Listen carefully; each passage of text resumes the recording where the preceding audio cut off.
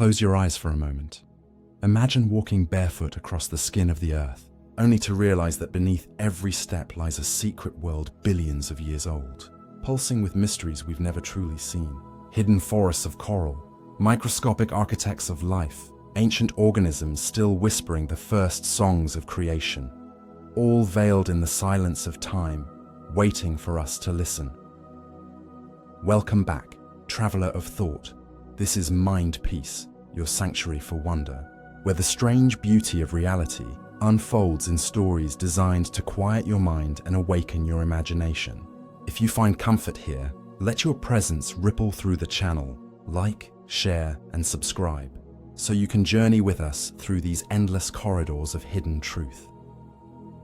In tonight's voyage, we will descend into Earth's forgotten archives, unveiling ancient, unseen biological wonders that live beneath our oceans, inside our soils, and even within us. From creatures older than time itself to microscopic guardians that shape the future of life, each revelation will draw you deeper into a dreamlike exploration of evolution's hidden pathways.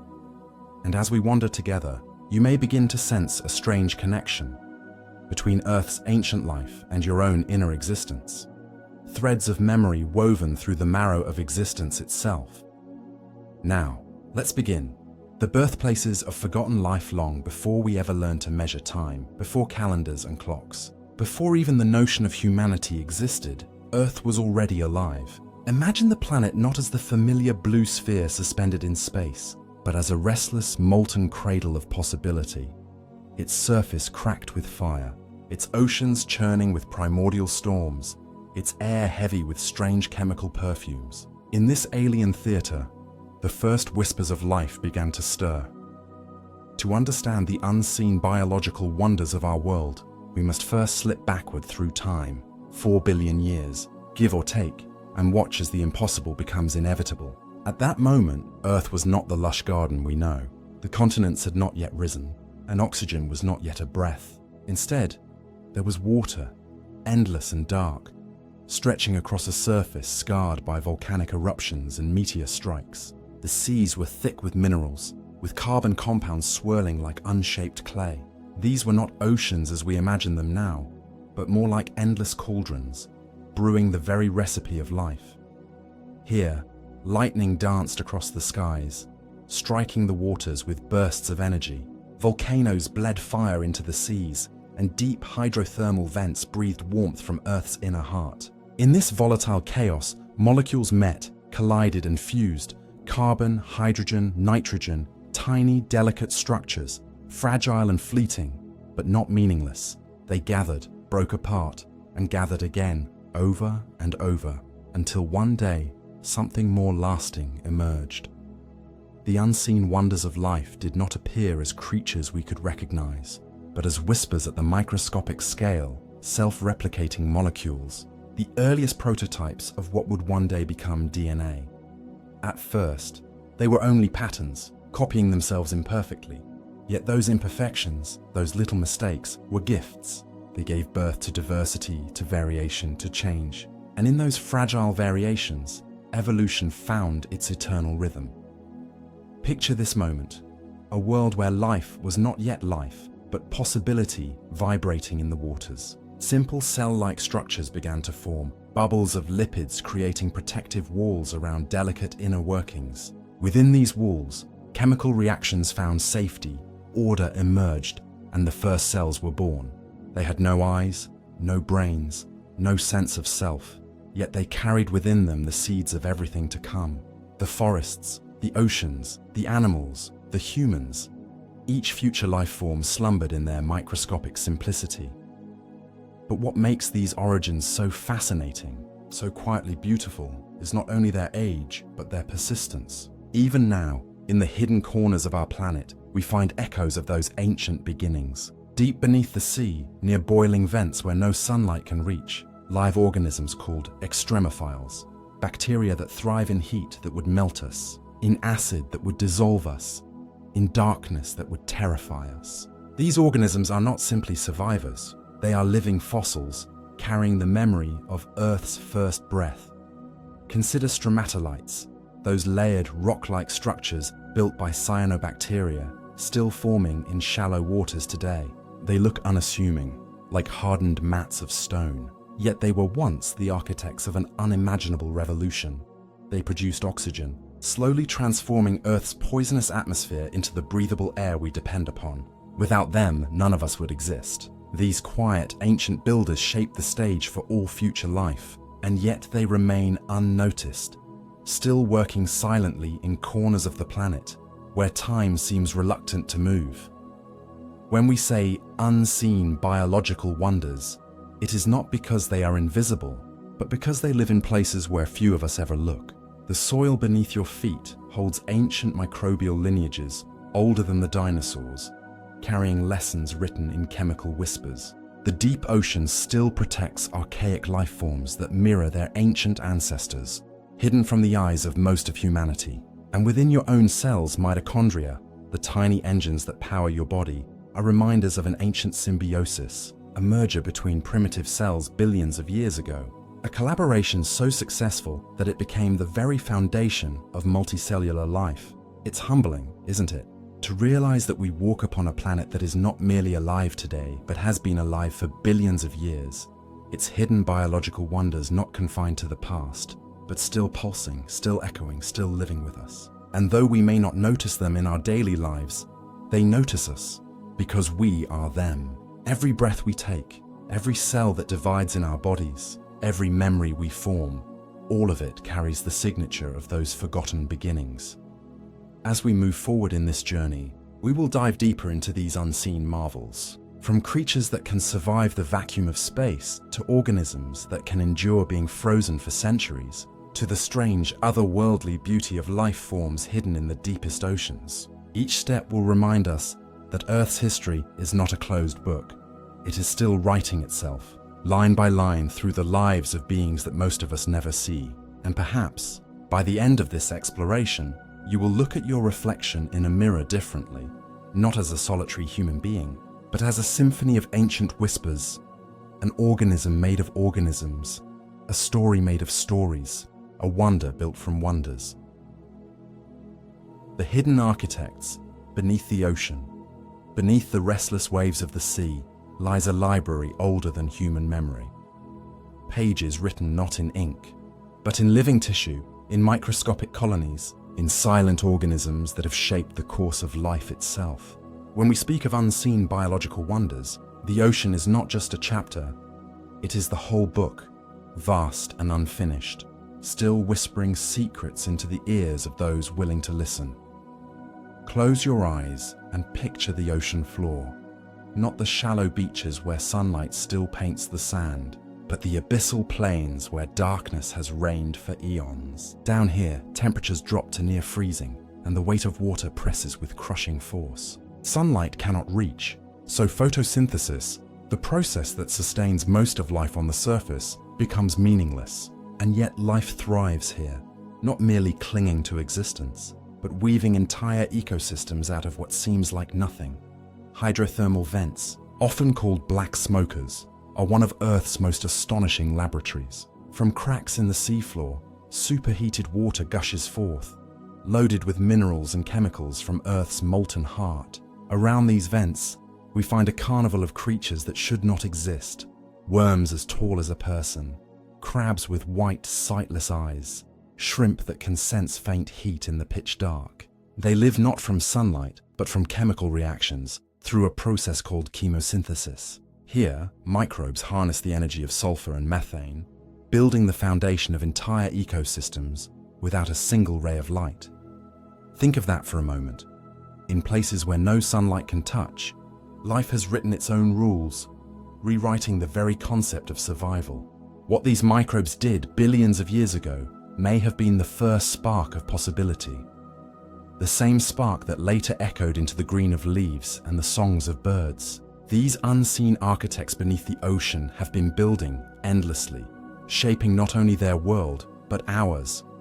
And yet, their influence reaches further than we realize. Consider plankton, tiny drifting organisms, too small for the naked eye to capture. They float through the sunlit layers of the ocean, invisible to most of us, yet they are the lungs of our planet. These microscopic beings produce more than half of the oxygen you breathe right now. With each inhale, you are connected to them, whether you sit by the sea or thousands of miles inland. Without them, skies would empty, forests would wither, and life would vanish. Plankton are not simply small, they are colossal in their importance, the unseen breath of the earth itself. Coral reefs, too, rise from the labor of hidden architects. At first glance, a reef looks like a colorful garden of rocks, but in truth, it is alive, built by countless tiny coral polyps, working together to construct vast underwater cities. Over millennia, these cities grow, layer upon layer, until they become the largest living structures on Earth, visible even from space. They are not just homes to fish and sea turtles, they are living testaments to cooperation, to persistence, to the beauty of life building life. But the ocean holds even stranger architects, creatures that seem to mock our understanding of biology itself. Deep below, in icy trenches, scientists have discovered bacteria that consume metals, converting raw elements into energy. In other places, organisms create glowing light from their bodies, bioluminescent lanterns that guide them through the dark. Picture a squid pulsing with blue fire, or a fish whose jaws shimmer with a lure of living light. These are not fantasies of myth. They are ordinary lives in extraordinary places, unseen biological wonders quietly shaping the night sea. Even more humbling is how much we still don't know. More than 80% of Earth's ocean remains unexplored, a staggering reminder that most of this living archive has yet to reveal its pages. For all our satellites and submarines, we have barely scratched the surface of what hides beneath the waves. Somewhere in those depths, organisms live in ways we cannot imagine, carrying stories that rewrite the very history of biology. And here's the strange twist. What happens in these dark, unseen places shapes your life every day. The ocean regulates Earth's climate, cycles nutrients, absorbs carbon dioxide. Microbes in the sea influence the weather, the air, even the patterns of rain that fall on distant continents. You may never see them, but they are shaping the ground you walk on, the food you eat, the breath you take. So the next time you stand by the shore and hear the waves breaking, remember what lies beneath. Not emptiness, not silence, but a living library older than the continents, written in creatures that carry the memory of life's first beginnings. The unseen architects are still working tirelessly, shaping the next chapter of Earth's story as they have done for billions of years. And as we continue, we will uncover more of these mysteries, not just beneath the ocean, but within the soil, within the forests, even within ourselves, because the hidden architects of Earth are everywhere, writing their stories in places most of us never think to look. The silent kingdom. Beneath our feet. Beneath the soles of your feet, beneath the streets of your cities and the roots of your forests, there exists a world so intricate, so alive, that it rivals the oceans above it. Yet we walk across it every day without a thought, unaware that this hidden kingdom beneath the soil is as ancient as the oceans, as crucial as the air, and as mysterious as the stars. This is the subterranean world of microbes, fungi, and unseen networks, the very foundation upon which all surface life depends. Imagine scooping up a single handful of earth.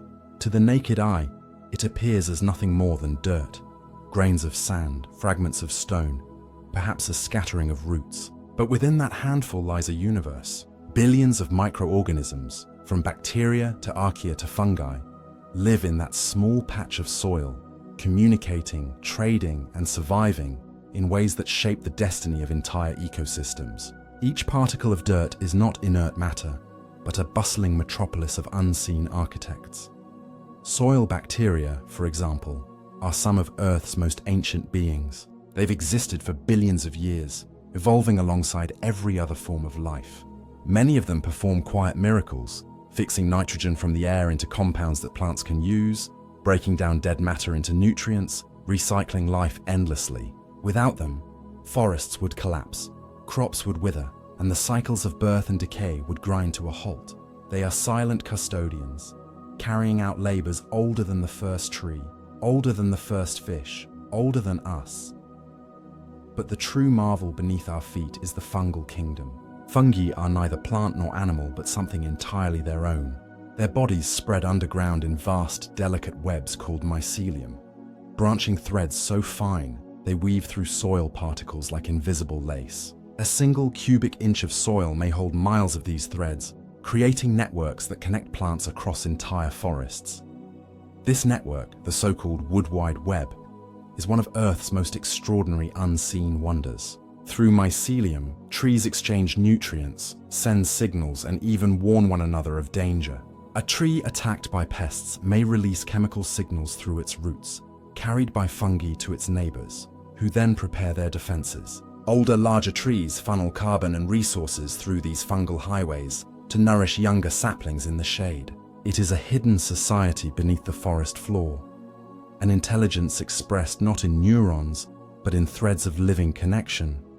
And this hidden kingdom does not merely serve the forests, it also serves us. Penicillin, one of humanity's most important medical discoveries, came from fungi.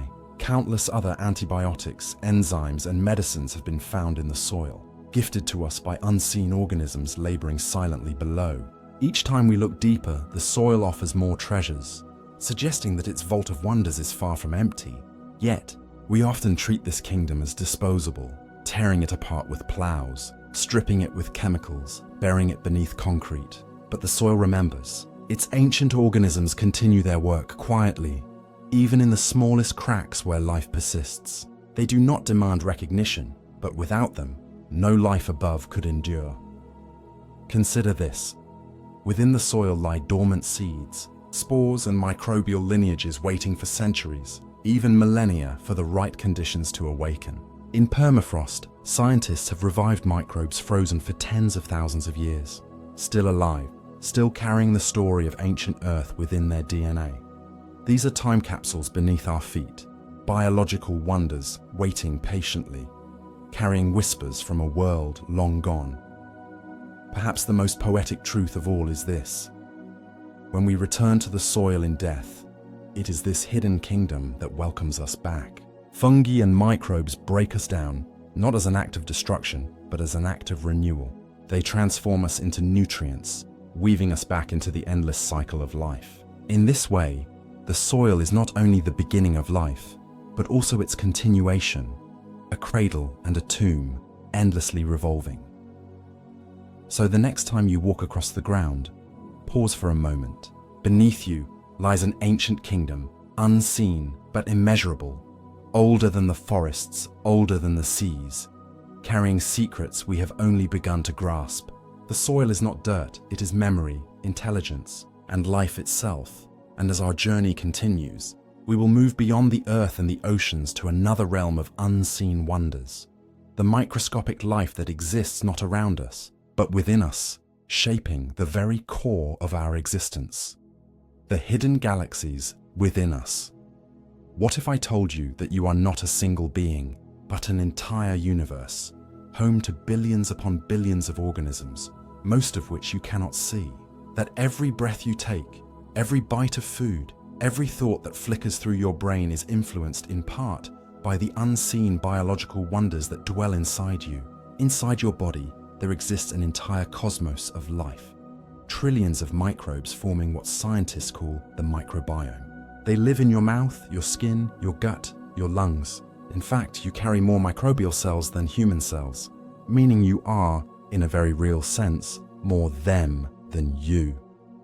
These tiny organisms, bacteria, archaea, fungi, and even viruses, are not parasites. They are collaborators, ancient allies that have been with humanity since before we had language, before we stood upright, before we even existed as a species. Think of your gut, for example. Within those winding tunnels live countless microbes that digest food you cannot, transforming fiber into energy, creating vitamins your body needs, producing chemicals that influence your immune system. Without them, survival would be impossible. They are not just passengers inside you, they are co-authors of your existence, but their influence stretches even further, into your mind. Recent research suggests that the gut microbiome communicates with the brain through what is called the gut-brain axis. Microbes can produce neurotransmitters like serotonin and dopamine, the very chemicals that govern mood, memory, even the way we perceive reality. That feeling of calm after a meal, that sudden burst of anxiety, that strange shift in thought. It may not always be you alone, but the whisper of microbes, speaking from deep inside your body. Pause and let that sink in. Unseen biological wonders not only help digest your food, but may shape your thoughts, your feelings, your very sense of self. Who then are you really? A solitary individual or a symphony of countless lives harmonizing within a single body? And these inner galaxies are ancient beyond measure. Some of the microbes living inside you have lineages that trace back billions of years. They survived ice ages, mass extinctions, the rise and fall of species, passing silently from parent to child, generation after generation, until they reached you. You are a living museum, carrying within your body relics of Earth's earliest days.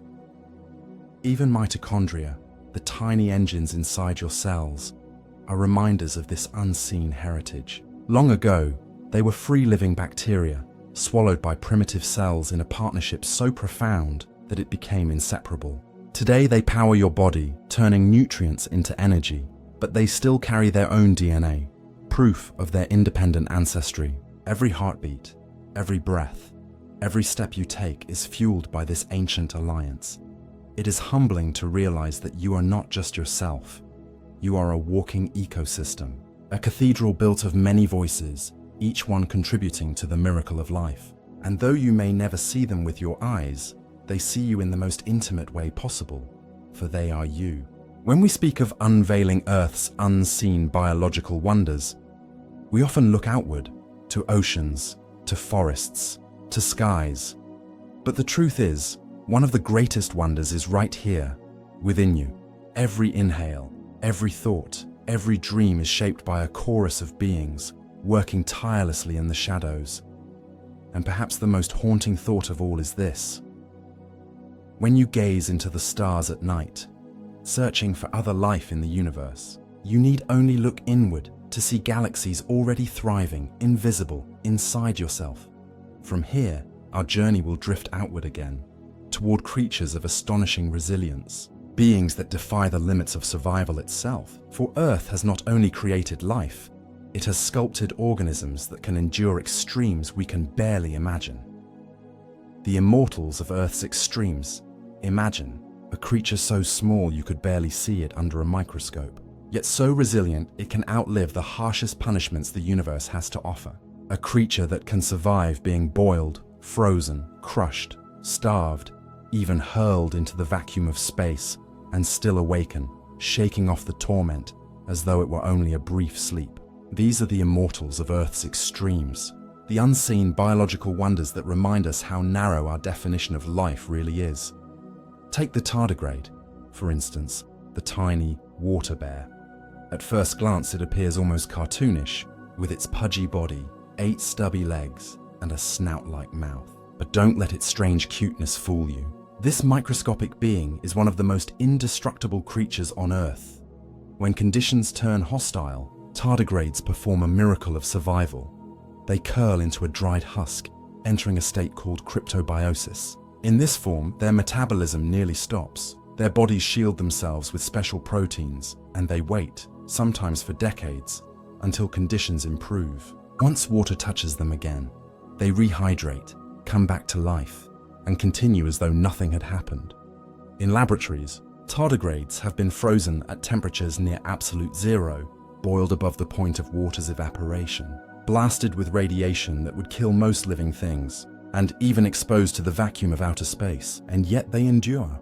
They do not conquer these extremes with brute strength, but with patience, adaptation, and a mastery of biological silence. They are, in every sense, tiny immortals, but they are not alone. Earth is filled with extremophiles, organisms that thrive in conditions we would consider utterly hostile to life. In acidic hot springs, where water simmers with sulfur, we find microbes living happily in boiling toxic pools. In the frozen wastelands of Antarctica, beneath layers of ice, bacteria sleep in suspended animation, waiting for a touch of warmth to stir them awake. In the deepest trenches of the ocean, where pressure would crush a submarine, single-celled organisms thrive, their cell membranes engineered by evolution to withstand the impossible. There are even organisms that dine on what we would call poison, microbes that live off arsenic, that feed on radioactive waste, that transform deadly chemicals into sustenance. To them, what is lethal to us is nourishment. In their presence, we are reminded of how narrow our own survival truly is, compared to the vast spectrum of life's ingenuity. Consider Deinococcus radiodurans, a bacterium so resistant to radiation that scientists have nicknamed it Conan the bacterium. Blast it with radiation levels thousands of times higher than what would obliterate a human, and it repairs its shattered DNA with uncanny precision, piecing itself back together, molecule by molecule. To this day, it holds secrets that may one day inspire human medicine and space travel, teaching us how to endure in places once thought impossible. These immortals remind us that survival is not about strength or dominance. It is about adaptation, about bending without breaking. They are not life's outliers. They are proof that life itself is far more flexible, far more creative than we ever imagined. And yet, what makes them so mesmerizing is not just their toughness, but the story they whisper that perhaps life could exist elsewhere in the universe, hidden in extremes we consider unlivable. If tardigrades can survive space, if microbes can thrive in boiling acid, then what stops us from imagining life hidden beneath the icy crust of Europa, or floating in the sulfuric clouds of Venus, or sleeping deep inside Martian soil? Earth's extremophiles are not only biological wonders, they are ambassadors of possibility, hints that life's reach may extend far beyond our home. So the next time you picture fragile life, remember these unseen immortals thriving quietly in Earth's forgotten corners. They teach us humility, resilience, and above all, the truth that life is not a fragile flame, but an unquenchable fire, burning even in the coldest darkness. And from here, our journey drifts into another realm of mystery. Creatures that blur the very definition of what life is, organisms that challenge the boundary between the living and the non-living. For to unveil Earth's unseen wonders, we must ask, what even is life? The twilight between life and non-life life is often defined in neat lines. Alive or not alive, breathing or not breathing, growing or inert. But hidden within Earth's unseen wonders are organisms that blur these lines. Beings that leave us unsettled because they refuse to fit neatly into our categories. They dwell in a twilight state, both living and not living, forcing us to reconsider what life even means. Viruses are perhaps the most famous of these boundary dwellers. They are astonishingly simple, yet endlessly complex in their consequences. At their core, they are nothing more than fragments of genetic code, DNA or RNA, wrapped in a protective shell. They do not breathe, they do not eat, they do not reproduce on their own. By every strict definition, they are not alive. And yet, when they enter a host, they awaken. They hijack the machinery of living cells, turning them into factories that churn out more copies of themselves. In doing so, they blur the very line between existence and non-existence. What makes viruses especially fascinating is their antiquity. They may be as old as life itself, companions to cells since the dawn of biology. Some scientists even believe viruses were essential to evolution, carrying genes from one organism to another, accelerating the exchange of information that allowed complexity to bloom. In this sense, viruses may have been silent architects of the diversity we see today, an unseen, often destructive, yet profoundly creative force. But viruses are not alone in this twilight realm. Consider prions, strange infectious proteins with no DNA, no RNA, no genetic material at all. They are simply misfolded proteins, and yet they have the power to teach other proteins to misfold, spreading like an infection without being alive in any conventional sense. They cause devastating diseases like mad cow disease and Creutzfeldt-Jakob, unraveling the brain with nothing more than a warped shape. How can something so simple wield such terrible power? Again, the definition of life falters. Then there are viroids, even smaller than viruses, naked strands of RNA that infect plants. They do not build proteins. They do not form protective shells, yet they spread and replicate.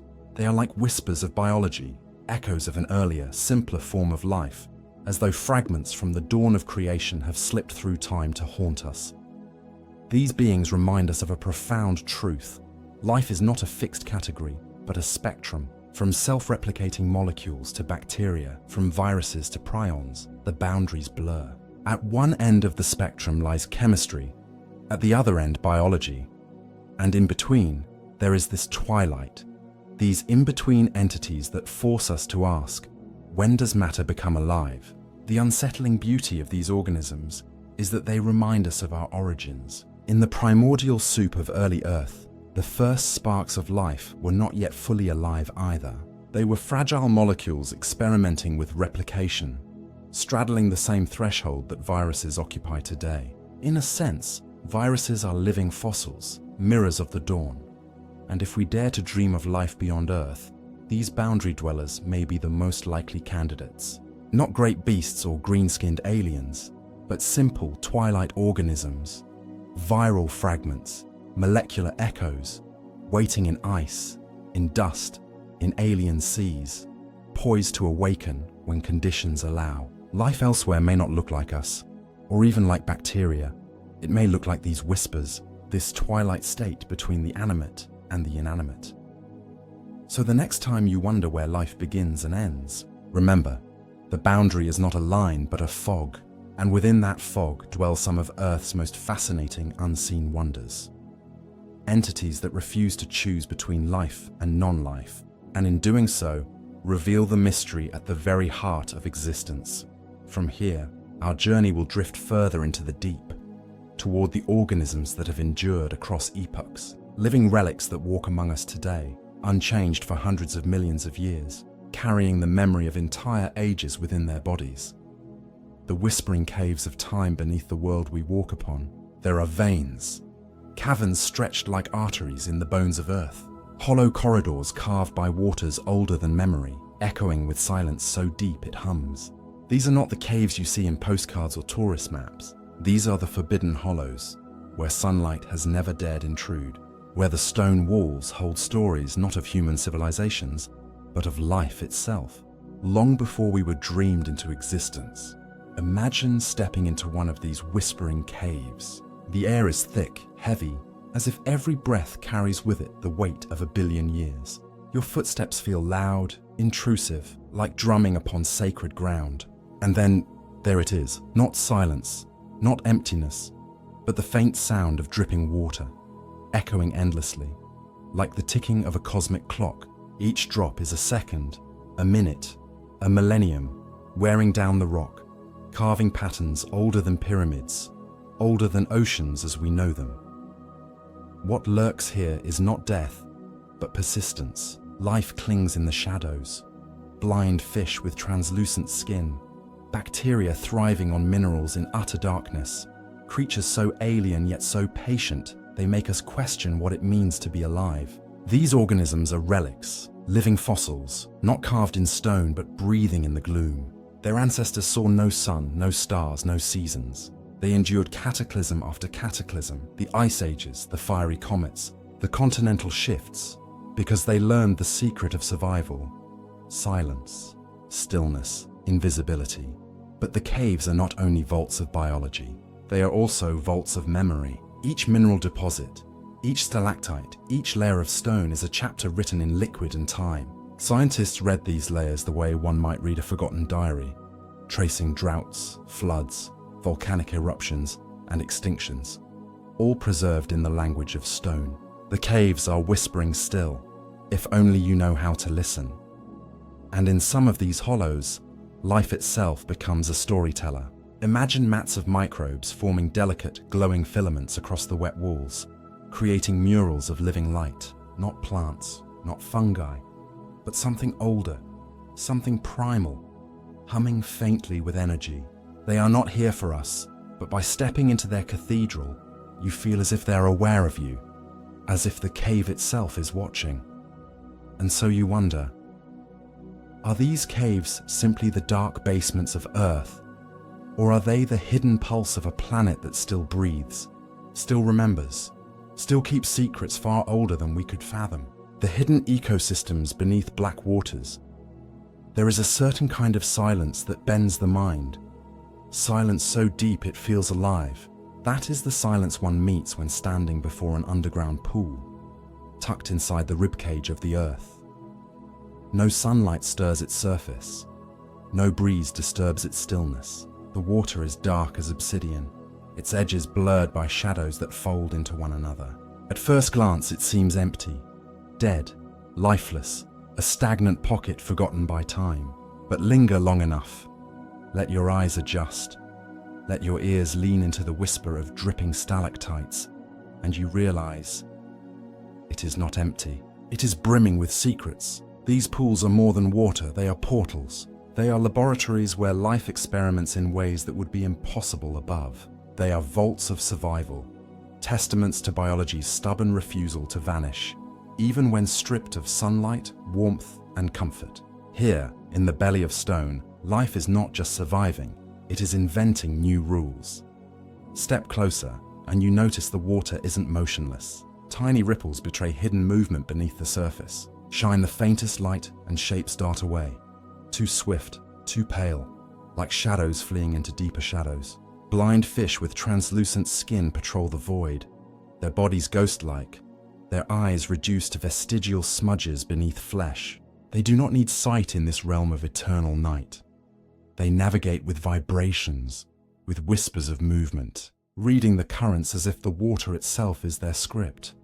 Beside them drift crustaceans, shrimp-like but far older, far stranger. Their shells are thin, almost glass-like, fragile enough to break with a breath, yet they endure because nothing here demands armor.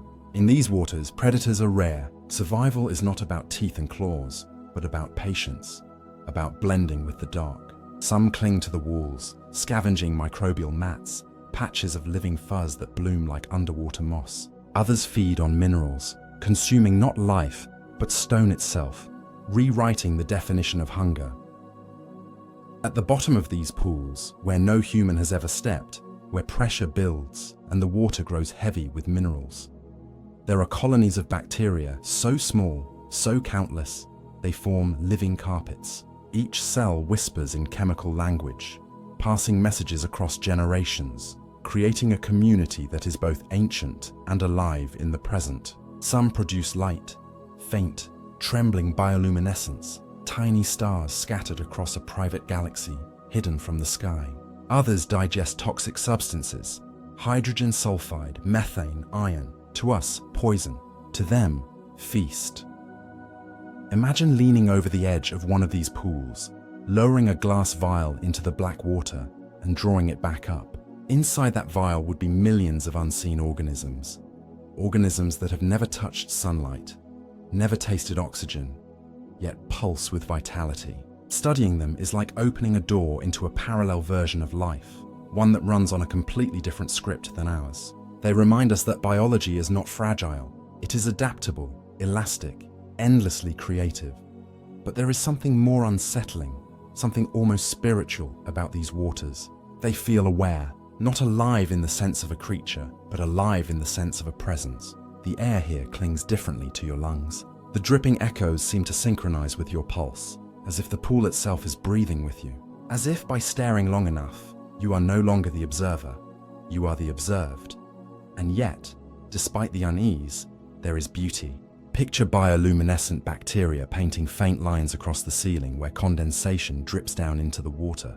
Picture blind crustaceans moving in slow, deliberate dances that mimic constellations. Picture fish gliding in silence, as if rehearsing a ballet no one else will ever see. This ecosystem is not chaos. It is a harmony, a balance, as if every creature here knows its place, its rhythm, its role in a symphony composed not of sound, but of survival. Scientists who dare to descend into these caves describe the experience as stepping back in time. Not by centuries, but by eons, because what they find here is not new, it is ancient. The organisms dwelling in these black waters are cousins of Earth's earliest inhabitants, survivors of ages when our world was fire and ash, when oceans boiled and skies burned.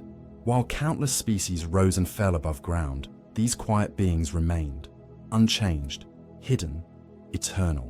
They are living fossils, carrying in their fragile bodies the memory of Earth's first breath. And perhaps that is what makes them so haunting. We look at them and see not just the strangeness of alien life, but the reflection of our own beginnings. For in their simplicity lies our origin. We are in a way their descendants. The blood in our veins, the code in our cells, the spark of consciousness in our minds, it all traces back to the persistence of organisms not unlike these. They whisper to us across billions of years, "You were born from the dark. Do not forget it." But the deeper mystery lies in what we do not yet know.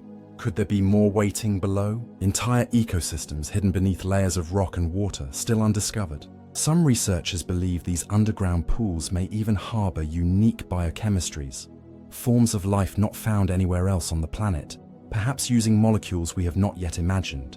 To study them is not just to study biology, it is to study possibility, to study the flexibility of existence itself. And here's the paradox. These ecosystems are delicate. One careless intrusion, one contaminating touch, and their balance could shatter. A single bacterium from our skin, dropped into this black water, could alter a world that has remained untouched for millions of years. That is why so many of these pools remain unexplored, left in silence, shielded from curiosity by their own remoteness. They are museums of living time, and we dare not break their glass. Still, their existence reshapes how we imagine life beyond Earth. If organisms can thrive in pitch-black caverns, feeding on stone and sulfur, glowing faintly like stars in underground seas, then perhaps life can exist in the oceans of Europa, beneath the ice of Enceladus, or in the methane lakes of Titan. These black waters are not just biological wonders. They are windows into other worlds. To peer into them is to see not only what life was, but what life could be.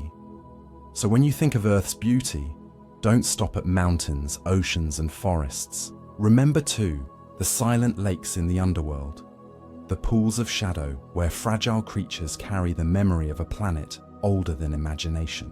They are not here for us, yet they remind us who we are, not masters of the earth, but children of it.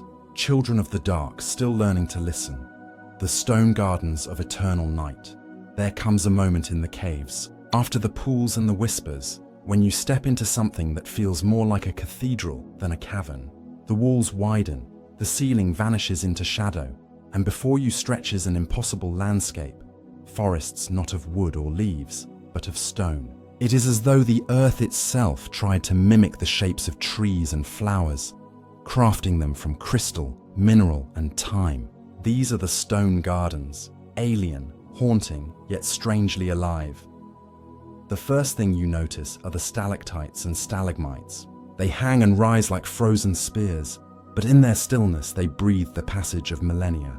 Drop by drop, mineral-laden water falls from the ceiling, leaving behind a kiss of calcite. Each kiss grows, inch by inch, decade by decade, until a stalactite descends like a chandelier and a stalagmite rises to meet it. When they touch, a column is born, as if the cave has grown its own tree, rooting the ceiling to the floor.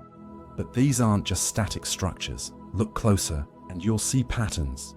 Delicate spirals, branching filigree, helical twists. Some resemble coral reefs, others resemble frozen waterfalls. Some grow like delicate antlers, impossibly thin, curving against gravity as though sculpted by invisible hands. Each is a signature of the cave's unique chemistry, a hidden fingerprint of water, stone, and time working in silent concert. And then, there are the crystals. Imagine walking into a chamber where the walls glitter with blades of gypsum longer than your body, translucent as frozen smoke, sharp as a dream. Some caves house crystals so vast they dwarf humans, structures formed not in years, not in centuries, but over spans of time so unfathomable they make our history feel like an exhale. These crystal forests shimmer in the lamplight, but if you extinguish your torch and sit in silence, they seem to absorb the darkness, glowing faintly in your imagination, as though the stone remembers every spark of light it has ever tasted. Yet the gardens are not lifeless. Life clings here too, weaving itself into the stone. Microbes creep across crystal surfaces, etching faint scars, feeding on the minerals. Thin biofilms spread across stalagmites, so fragile they look like breath condensed into matter. Some of these microbial colonies produce colors: rust red, sulfur yellow, deep cobalt blue. painting the pale stone into murals. To the untrained eye, it seems as though the cave itself is bleeding or glowing with bruises. To the scientist, it is proof that even stone can host life. And here is the strangest part. Many of these organisms are not just surviving, they are shaping the cave. Bacteria alter mineral deposits, guiding the growth of formations. Some produce acid that carves channels, others release chemicals that crystallize stone. They are, in a sense, gardeners, quiet architects. The cave is not just a backdrop, it is a collaboration, a dialogue between the mineral and the microbial, between the inert and the alive. Picture this, a stalactite, long and thin, dripping endlessly into a pool. Each drop contains not only calcite, but colonies of bacteria. When the drop falls, the bacteria land, settle, and whisper to the stone. Grow here, bend this way, form that shape. Over thousands of years, those whispers accumulate into forests of impossible beauty. What looks like geology is, in part, biology. The stone gardens are not just frozen art. They are living sculptures, slowly breathing. To stand here is to feel caught between two worlds. On one hand, the mineral is timeless, eternal, older than anything we know. On the other hand, the life upon it is fragile, microscopic, fleeting. And yet together they create something that outlasts both alone. It is a marriage of endurance and fragility, a paradox you can feel vibrating in your chest. But the deeper you go, the stranger it becomes. In some chambers, crystals grow in patterns eerily reminiscent of organic forms. Petals, veins, branching nerves. Scientists call these biomimetic structures. But others wonder, could the cave itself be echoing the forms of life it has cradled for eons? Could stone remember the shapes of the organisms that once brushed against it? It is almost as if the cave is dreaming of forests and rivers, sculpting its own version of life out of mineral bones.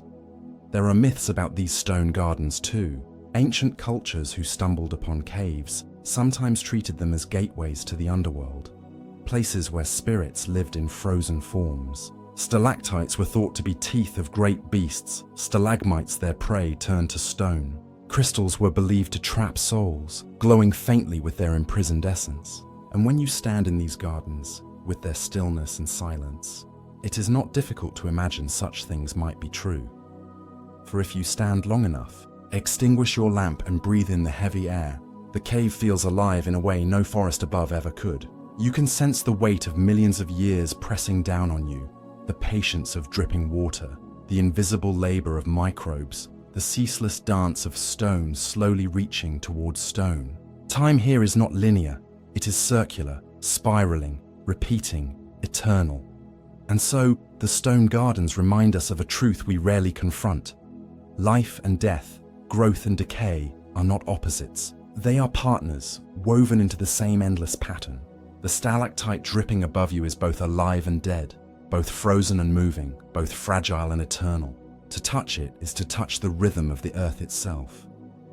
Now imagine walking deeper still, beyond the crystal forests, past the columns and the flowing stone curtains, into a place where the very walls seem to move, where roots of rock twist like petrified trees. Here lies the question, are these simply geological wonders or something more? Could the earth itself, through these stone gardens, be showing us a glimpse of its inner consciousness? The memory vaults of stone imagine for a moment that the earth itself is a living organism. Its rivers are veins, its forests are lungs, its mountains are bones. And deep beneath those bones, tucked away in the caverns and hollow places, it keeps its memory. Not the kind of memory we carry, fragile and fleeting, but one carved in mineral and preserved for eternity. These caves are not merely holes in the ground. They are vaults, libraries of silence, where the story of the world has been written drop by drop, layer by layer, in languages older than any alphabet. When you step into one of these chambers, with walls rippled like the pages of a book, you are not only stepping into a space, you are stepping into time. Each mineral layer on a stalactite is a line in the diary of the planet. Each ring in the stone is a whisper of seasons long gone. The cave does not forget, it records. It remembers every drought, every flood, every firestorm, every shiver of ice. Where humans build monuments to honor their past, the earth grows caves to honor its own. Take a single stalagmite rising from the floor. To us, it may look like nothing more than a frozen column of limestone, but to scientists, it is a recorder of climates. The minerals that build it change subtly depending on rainfall, temperature, and the chemistry of the soil above. By slicing into one, by reading its layers, researchers can reconstruct thousands of years of weather. Monsoons that swelled rivers, droughts that starved empires, volcanic winters that turned skies to ash. Every drip leaves a clue, every deposit a sentence, and together they form an epic. But the caves do not only store weather, they store catastrophe. In some, there are bands stained black with soot, memories of ancient wildfires that raged across forgotten landscapes. In others, traces of volcanic ash tell of eruptions that blotted out the sun. Some stalagmites bear chemical signatures of meteoric impacts, carrying the echoes of collisions that shook the earth to its core. These are not just rocks, they are eyewitnesses, silent survivors of disasters that reshaped the course of life itself, and hidden deeper still. In pockets of stone sealed from air lie the most fragile memories of all. Trapped water, tiny droplets preserved for millions of years. Inside these liquid time capsules are chemical fingerprints of ancient oceans and rainfall, a perfect record of atmospheres long gone. To pierce such a droplet is to open a bottle older than humanity itself, to taste the breath of a world we can only imagine. But the caves remember life as well as death. In some, the bones of long extinct animals lie scattered, preserved in still pools or buried in sediment. From mammoths to cave bears, from saber-toothed cats to delicate birds, the vaults of Earth hold them all. Some chambers act as mausoleums where creatures fell and never escaped, leaving behind skeletons untouched for tens of thousands of years. Others cradle fossilized imprints of plants, insects, even microbial mats that once clung to walls now hardened into stone. Each fossil is a signature, a reminder that nothing is ever truly gone. It is only recorded differently. Even the living walls of the caves hold memory.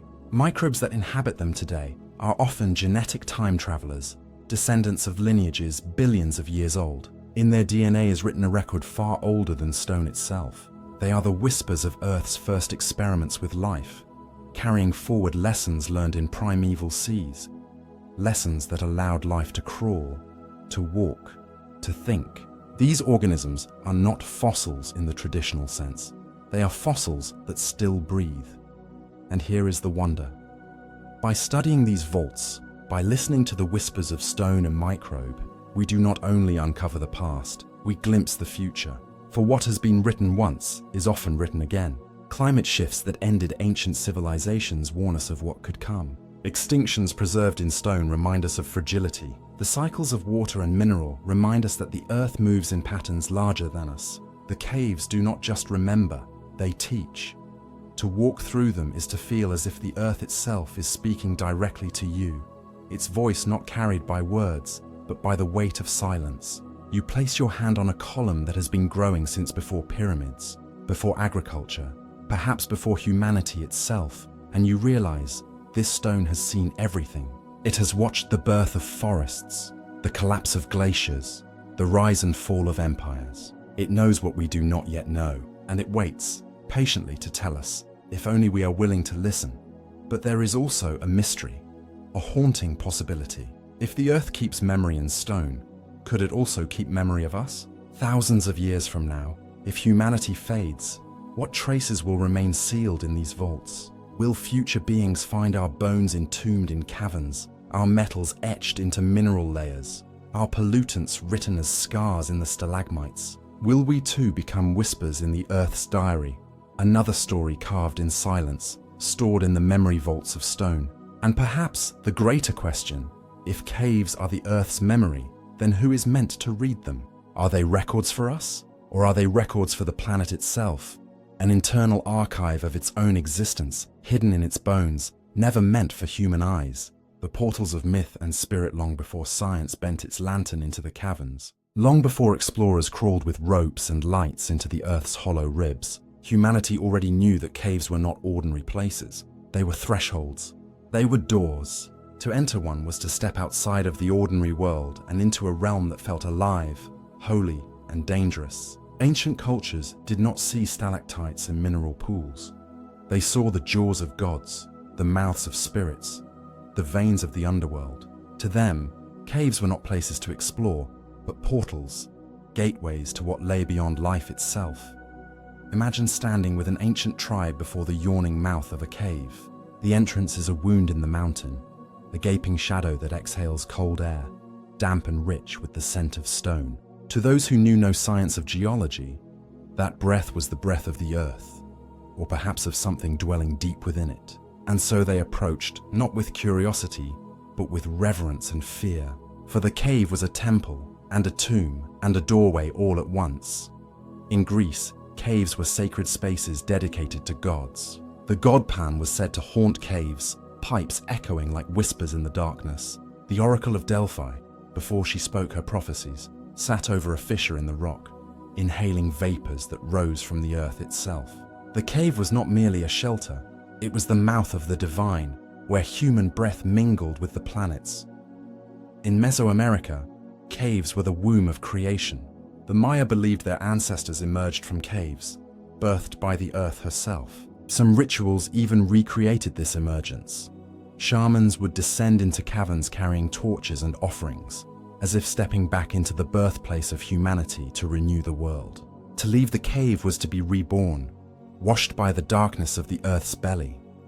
In the Himalayas, Buddhist monks sought enlightenment within caves.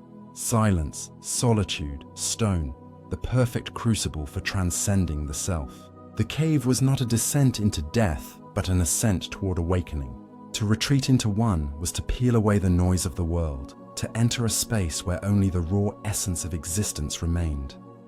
And in countless cultures, caves were doorways to the underworld. The Mayans called some caverns Xibalba, the place of fear, where spirits of the dead roamed. The Greeks believed the river Styx ran beneath the earth, its entrance hidden in dark caves. Even in Celtic traditions, caves were thresholds to the realm of the fair folk, places where time shifted, and mortals who entered might never return. But here lies the mystery. Why did so many different cultures, separated by oceans and centuries, imagine caves in similar ways? Perhaps because stepping into a cave feels innately otherworldly. The air thickens, the light collapses, time itself seems to stretch. You lose the sky, the sun, the stars, and with them, your sense of direction, your tether to the ordinary. In their place, you are surrounded by shapes that seem alive, stone that drips like melting wax, shadows that move even when nothing stirs, echoes that sound like voices whispering your name. And sometimes, there truly were voices. Wind rushing through caverns can moan like spirits. Dripping water can mimic footsteps in the dark. A colony of bats taking flight can feel like a storm of souls bursting into being. For ancient minds attuned to symbols and omens, the cave was undeniably alive. And alive things demand respect. It is no wonder then that caves became ritual spaces. In Lascaux and Chauvet in France, deep within caverns, our ancestors painted animals on the walls. Bison, horses, mammoths, etched in ochre and charcoal tens of thousands of years ago. Why not paint on the surface? Why descend into the belly of the earth to do it? Perhaps because they believed the cave was the womb of creation, and to paint there was to bring life into being. Each painting was not just art. It was invocation, spell, communion.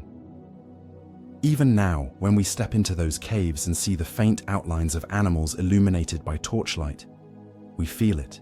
The sense that these were not simply decorations, but prayers, offerings, attempts to bridge the human with the cosmic. The cave became a temple of silence, a canvas for dreams. And so mythology wrapped itself around caves like vines around stone. Spirits, gods, monsters, all found their home within the dark. Some myths warned of dangers, dragons curled within caverns, waiting for the foolish, trolls hiding in stone halls beneath mountains. Others promised treasures, golden hoards, sacred relics, rivers of healing water. But whether dangerous or holy, the cave was always threshold, never neutral ground. Even today, the feeling lingers. Step into a cave without a guide, without light, and instinct stirs. Your breath quickens, your ears sharpen. You cannot shake the sense that you are being watched. Rationally, you know it is stone and shadow, But deep in your bones, something older whispers, this is not just a hole in the ground, this is a door, and doors always lead somewhere. Perhaps the ancients were not wrong to see caves as portals, for in a way they are. They lead to other times, other worlds, hidden ecosystems, forgotten memories. They lead to versions of the earth untouched by sun or sky. They lead us closer to the origins of life, and perhaps to something beyond life. The ghost of memory.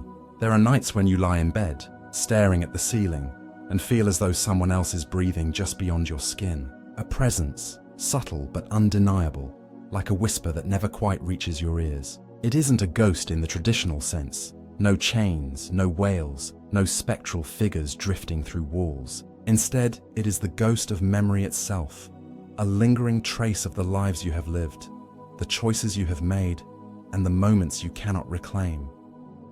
Memory does not merely live inside us. It haunts us. It shadows every step, waiting in the cracks of silence, reminding us of what we were and what we will never be again. Scientists will tell you that memory is electrical, chemical, synaptic. But anyone who has ever felt their stomach sink at the sight of a place they once loved knows it is also something deeper, something spectral. Imagine walking into an old childhood room. The furniture may be gone, the colors faded, but as soon as you cross the threshold, the air bends differently. The dust smells familiar. The light falls at the same angle it did when you were small, and suddenly you are no longer yourself. You are the child again, sitting cross-legged on the floor, your toys around you, your thoughts unburdened by what came later. Yet you are also the adult, standing awkwardly, staring into a past that is both alive and unreachable. That dissonance, that tugging between then and now, is the ghost. The ghost of memory carries weight. It can sit gently, like the warmth of a faded laugh, or crush heavily, like the recollection of words you wish you had never spoken. Sometimes it lingers so strongly that it alters the present. Colors shift, sounds distort. The world bends around the past echo. You might hear a voice that is no longer here, smell a perfume from decades ago, or feel a hand on your shoulder that exists only in memory. Psychologists call it emotional recall. Poets call it longing, but there's another way to see it. It is possession, not by something external, but by yourself, by fragments of who you were. When memory rises, you are not the same being you were a moment before. You are layered, haunted by a chorus of your own voices, each one insistent that it still exists. And memory has a strange sense of timing. It does not appear when summoned, not faithfully. Instead, it slips in at inopportune moments. When you are drinking coffee, watching strangers pass, suddenly your chest is pierced by a memory of someone who once sat across from you, someone you can no longer call. When you are walking home in the evening, the glow of the streetlights might trigger the sensation of being 17 again, racing home before curfew, the night alive with possibility. The ghost of memory waits always for the moment when you least expect it. But there is another side to this haunting. If memory can hold pain, it can also hold survival. Many of us live in bodies shaped by grief, yet it is memory that allows us to hold on to the people who have gone, the places that no longer exist, the versions of ourselves that had to die for us to continue. We fear being haunted, yet what would life be without it? Without the ghost, the past would vanish completely, and with it, every trace of joy, love, and beauty we once experienced. Some say that every memory changes each time we recall it. It isn't a stable photograph. It's a painting, redrawn, retouched, reinterpreted with every glance. This means that the ghost of memory is not a static figure, but a shifting one, alive, adapting, evolving with us. The version of your childhood you carry today is not the same as the one you held 10 years ago. In this way, memory is not merely a haunting, it is a companion, sometimes gentle, sometimes cruel, but always with you. If you close your eyes now and think of your earliest memory, notice how it shimmers. Notice how it feels less like a fact and more like a dream. The details blur, the color of the curtains, the sound of the floor, but the emotion remains. The ghost is not in the accuracy, it is in the feeling. It is the echo of who you were when that moment was born. The ghost of memory reminds us that time is not linear inside the mind. We move forward in years, but within, we fold and collapse across decades. You can be a child, a teenager, an elder, all within the span of a single thought. Perhaps that is why we often feel displaced, because we are never just here in this moment. We are stretched across time, haunted by every version of ourselves that has ever existed. And maybe, just maybe, that is why the present feels fragile, because we know that soon, it too will become a ghost. The City of Forgotten Faces cities are not built from stone and steel alone. They are mosaics of lives, whispers, and footsteps that once passed through their streets. Every window once held a watcher. Every bench once bore the weight of laughter or sorrow. Every narrow alley once carried the sound of someone's hurried breath. And yet, if you walk through a city long enough, you will feel it.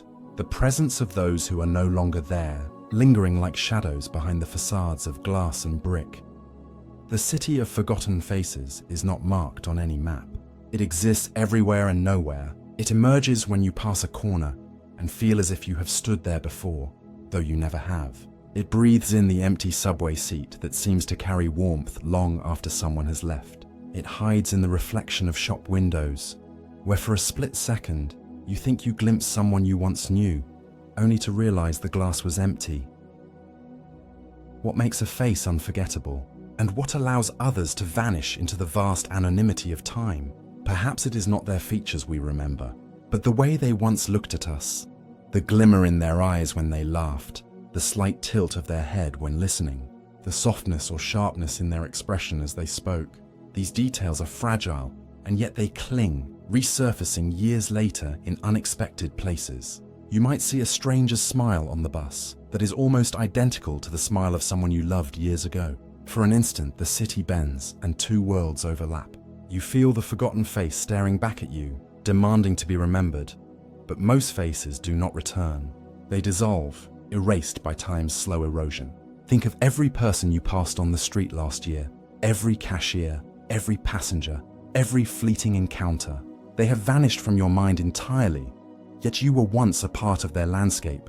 Just as they were part of yours, the city swallows faces whole, feeding on their anonymity until only ghosts remain. Some say that cities themselves remember, that the stones and pavements are etched with the traces of those who walked them, like film imprinted with light.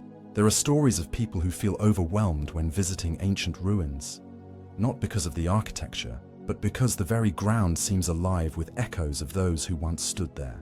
The forgotten faces still move beneath the surface, murmuring in languages long dead, staring with eyes that history has erased.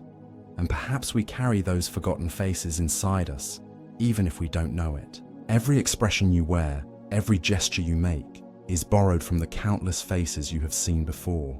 The way you tilt your hand, the way you furrow your brow, these were not inventions of yours. They were inherited, absorbed unconsciously, copied from others who copied them in turn.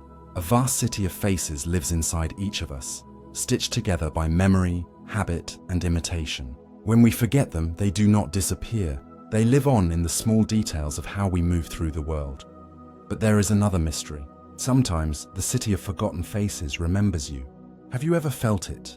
The sense that you are being watched, not by any one person, but by the city itself, as if the walls and windows are leaning closer, peering at you, whispering about the weight of your presence. This sensation may not be paranoia. Perhaps it is the city reclaiming its debt, reminding you that while you forget faces, faces do not forget you.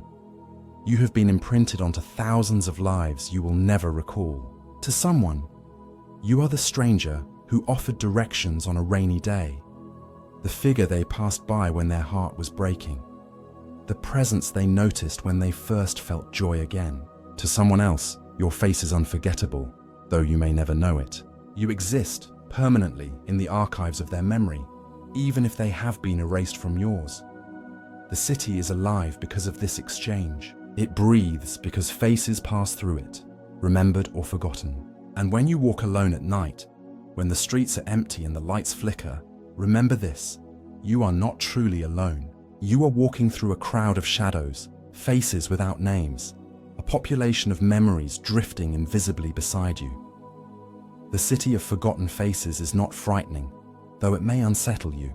It is a reminder that nothing is ever completely lost. Every glance, every meeting, every crossing of paths leaves a trace. The world is built on these forgotten mosaics, and even if you cannot recall them, they recall you, and one day, you too will fade into that city. Your face, once vivid to those around you, will blur. Time will carry you into the shadows, but you will not vanish. You will live in someone's memory, for a season or for a lifetime. And long after, when even that memory has dissolved, you will remain in the secret city, among the forgotten faces, walking forever in the streets of those who came before and those who will come after. The river beneath our skin. There are rivers that flow above the earth, broad, shimmering, untamed currents carving valleys and carrying continents of memory with them. But there are also rivers we do not see, rivers beneath the soil, hidden in the porous bones of the planet, carving their secret channels for millions of years. And deeper still, there are the rivers that move inside of us. For within every human being, within every creature, there is water carrying messages, carrying memory, carrying life itself. The river beneath our skin is not made of waves, yet it flows endlessly, pulling us closer to one another in ways we rarely understand. Close your eyes for a moment. Listen to the pulse inside your wrist. That is not just blood. It is a current, an ancient tide, a song that has been flowing through bodies for billions of years.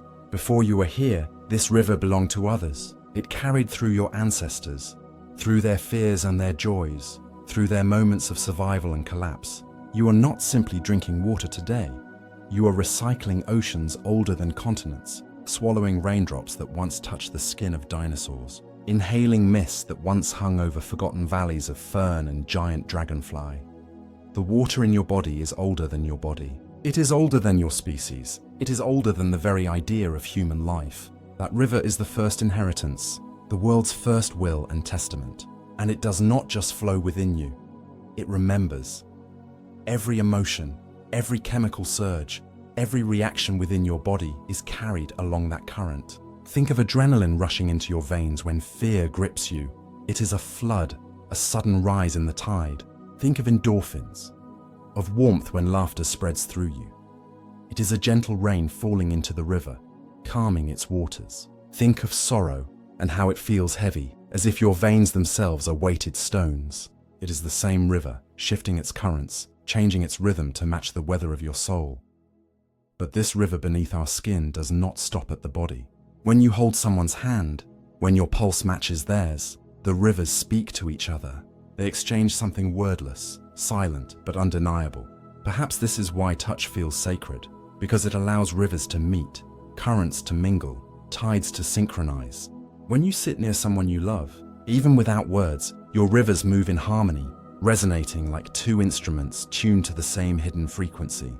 The ancients believed that rivers were holy, and perhaps they understood more than we give them credit for.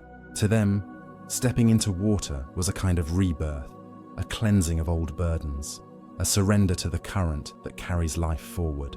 Baptisms, immersions, ritual baths, all were ways of acknowledging that beneath the skin, we are not singular beings but flowing ones, that what makes us alive is not solid bone or muscle, but the constant movement of liquid that never rests.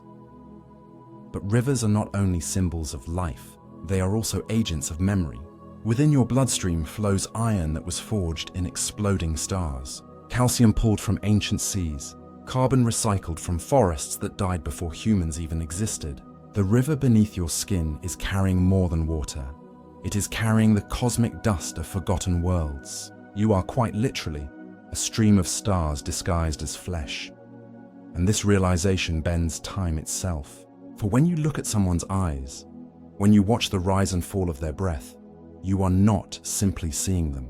You are seeing a river that began before time had a name, a current that passed through countless forms, countless beings, before arriving here, now, in this person.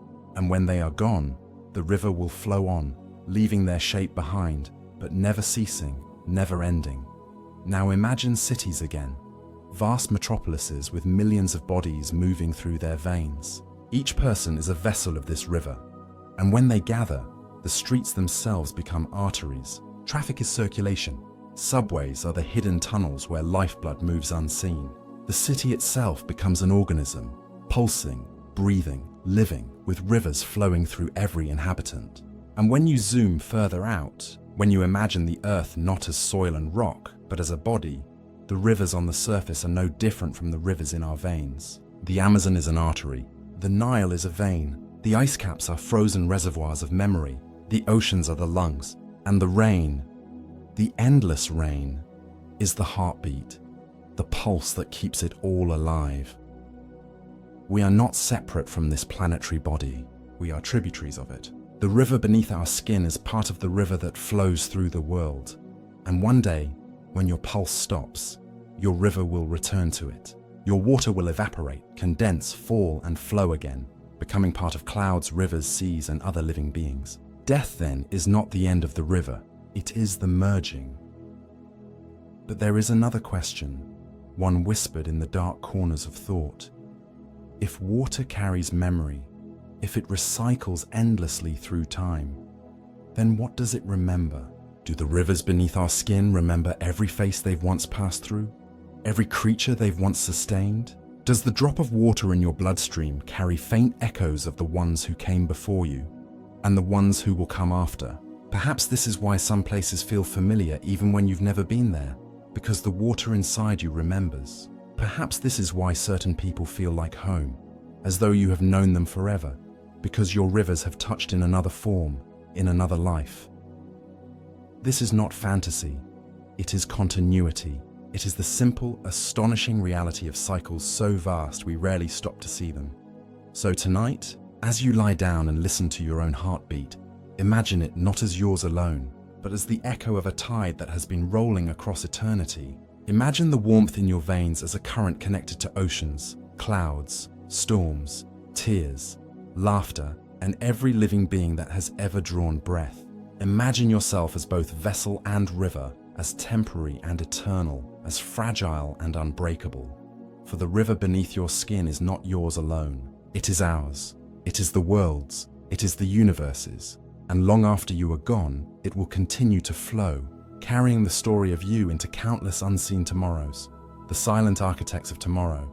Not all wonders of earth roar with sound or glow with light. Some are so quiet, so invisible, that they work beneath our notice, reshaping the world in silence. These are the architects of tomorrow, the unseen forces, the hidden lives, the quiet builders who, drop by drop, breath by breath, are scripting futures we cannot yet imagine. Think of a coral reef. At first glance, it is a riot of color, a cathedral of motion, an orchestra of fish darting through pillars of stone.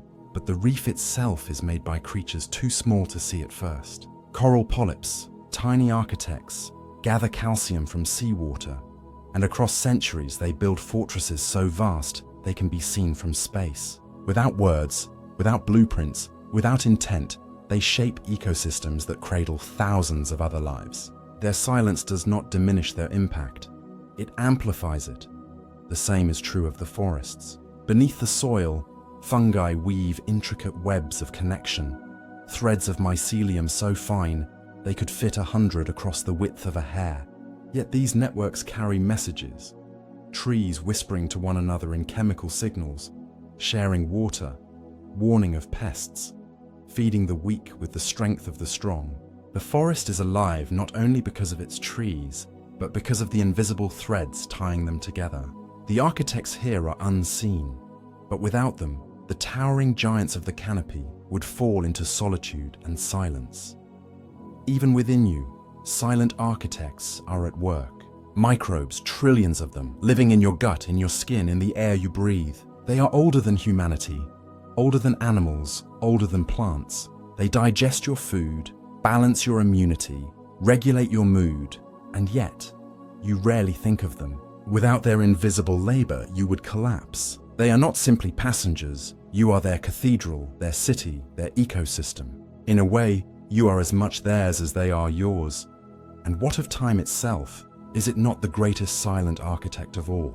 A single grain of sand, a droplet of water, the smallest shift in wind, given centuries, They can carve canyons, build mountains, erase entire civilizations. Time works without hurry, without voice, without permission, and yet it leaves monuments no human could rival. The Grand Canyon is not a story of force, but of patience. The glaciers are not shouts, but whispers etched in ice. Time speaks slowly, and we live too quickly to hear it. But silence is not emptiness. It is potential. It is the pause before creation, the breath before words, the stillness that allows transformation. The architects of tomorrow do not shout because they do not need to. Their designs are written into the deep fabric of being. They are patterns repeated so faithfully that life itself emerges from them. And so the question arises, what silent architects lie within us, scripting futures we cannot yet glimpse? Perhaps it is in the small gestures, the kindness given without expectation, the word left unsaid, the moment of restraint. Each is a seed, and seeds are silent until they bloom. Your smallest action might ripple outward, unseen, into futures where entire lives are changed. Consider the possibility that you, too, are a silent architect. You build not only your own tomorrow, but countless others. A smile at the right moment may save a stranger from despair. A single idea whispered in a conversation may ignite revolutions decades later. The way you live, quietly, invisibly, threads into the vast network of human history. Most of your influence you will never see, but it will exist nonetheless. The earth itself is filled with such architects, tiny, hidden, patient. From bacteria that created the oxygen we breathe, to plankton that regulate the climate, to the humble earthworms turning soil into fertile ground. Their work is not acknowledged, their names never remembered, and yet their silence sustains us. Without them, our story would not exist, and in this way, we are reminded of humility. The wonders of our planet are not always grand spectacles. They are often subtle, delicate, invisible. They remind us that greatness does not require recognition, and creation does not require applause. The most powerful transformations are often the quietest ones. So tonight, when you step outside and look at the stars, consider this. The same principle is at work above you. Stars themselves are silent architects. In their cores, hydrogen fuses into helium, a process so steady, so unassuming, that we rarely pause to consider it. Yet that invisible alchemy is what lights the night sky, warms our planet, and forged every atom in your body. Stars do not demand attention. They simply burn, patiently, until they collapse, leaving behind worlds seeded with the dust of their labor. We live in a universe built by silence, by patience, by the unseen hands of countless architects whose names we will never know. And yet here we are. They're living monuments. The silent architects of tomorrow are not distant. They are within you, around you, above you, beneath you. They are working even now, even as you listen to these words. And one day, when your life has ended and you have joined the rivers, the forests, the dust, you too will become part of their designs. A silent architect shaping futures you will never see. So listen closely, not with your ears, but with your awareness. In the stillness, you may hear them working. And in that recognition, you may remember that silence is not absence. It is creation. And tomorrow is already being written in the quiet. The breath of the hidden forests. There are forests we know, forests that stretch across continents, green cathedrals that sing with the voices of birds, rivers, and wind. We walk through them, we name them, we study them. But there are also forests that remain unseen, not because they are far away, not because they are lost, but because they live in places where human eyes rarely wander. These are the hidden forests, ancient, untouched, and alive with wonders that whisper just beyond perception. Imagine standing in a valley no road has ever reached. The air is so thick with the scent of moss and rain that breathing feels like inhaling the memory of 1,000 years. Trees tower above you, their roots not just beneath the soil, but wrapping around rocks, dipping into streams, forming bridges for creatures smaller than your hand. Their trunks are pillars, not just of wood, but of entire ecosystems, colonies of insects, mosses, orchids, and fungi. You realize that each tree is not one being, but a world, hosting thousands of lives that depend on its shade, its bark, its breath, and oh, the breath of these forests. It is not a metaphor. The hidden forests breathe in silence. exhaling oxygen with every shimmer of green, drawing in carbon like an endless meditation. Every second, every leaf, every pore participates in this exchange, as if the forest itself were one vast lung. And yet, this breath does not only sustain the creatures that live here. It travels, it drifts, it becomes the air we breathe, even in the most crowded cities, even in the highest mountains, even in the quiet of your own bedroom at night. You have inhaled the breath of hidden forests without knowing it. You carry their exhalations in your blood, in your cells, in the very energy that moves you forward. But what makes these forests truly unseen is not just their physical remoteness. It is the layers of life they hide, the biological wonders that have existed for millennia without ever appearing in textbooks. In some of these secret places, light barely reaches the forest floor, and yet life thrives. Mushrooms glowing faintly like lanterns, insects with reflective shells like shards of mirrors, roots stretching deeper than skyscrapers are tall. Scientists speak of cryptic species, organisms that look identical to the familiar but are genetically worlds apart. Entire species of frogs, snakes, even trees have lived beside us, unseen, their identities hidden until chance and patience revealed them. And then there is the language of the forest, for trees are not silent. Through underground networks of fungi, through chemicals in the air, they whisper to one another. A tree under attack by insects can release signals that warn its neighbors to prepare. A mother tree, older than the rest, can funnel nutrients into the soil to feed its offspring, or even unrelated saplings struggling to survive. The hidden forest is alive, not just with creatures, but with conversation, an ancient dialogue carried in molecules too small for us to hear. When you step into such a forest, you realize the word alone has no meaning here. Every sound is the forest speaking, the rustle of a leaf, the drip of water, the distant call of a bird you cannot name. Even silence is alive, filled with the quiet breathing of roots, the slow unfolding of moss, the unseen movements of creatures in the undergrowth.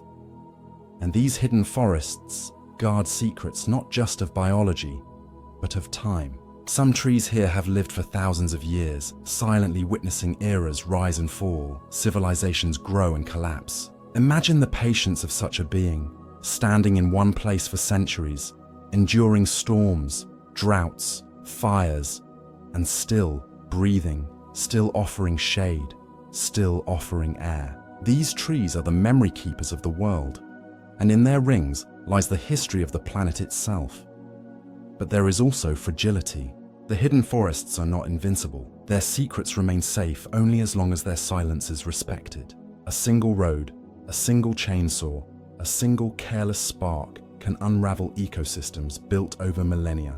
That is the paradox of discovery.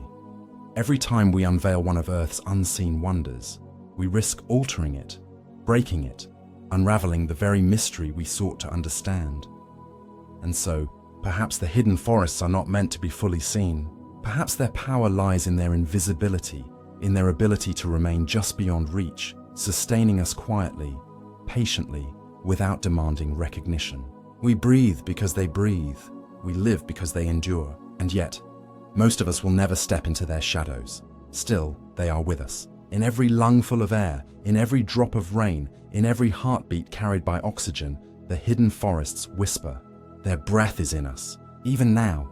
And if you close your eyes, just for a moment, you might feel it, that deep, timeless inhale, that silent exhale, the pulse of the hidden forests, flowing through you, shaping you, reminding you that you are not separate from the earth, but part of its quiet, ancient breath. The quantum heartbeat of infinity. Have you ever pressed your ear to a wall, a seashell, or the belly of the earth itself, and felt something that didn't belong to the ordinary tick of time? A vibration, subtle but undeniable, like the faint thrum of a drum hidden behind silence. Physicists have whispered about it, mystics have sung of it, and in rare moments of stillness, even you may have brushed against its edge. What some call the quantum heartbeat of infinity. Not the pulse of blood, but the pulse of reality itself. In quantum mechanics, we describe particles not as fixed, tiny marbles, but as oscillations. waves of probability that shimmer and collapse into existence when observed.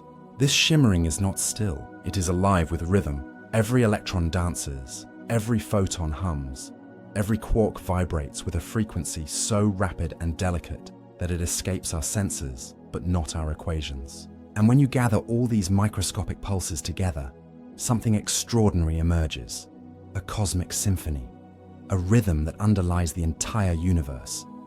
The idea is ancient. The Hindus called it Om, the soundless sound, the eternal vibration. The Greeks spoke of the music of the spheres. Modern physics, with its equations of energy and frequency, is rediscovering the same truth in mathematical dress.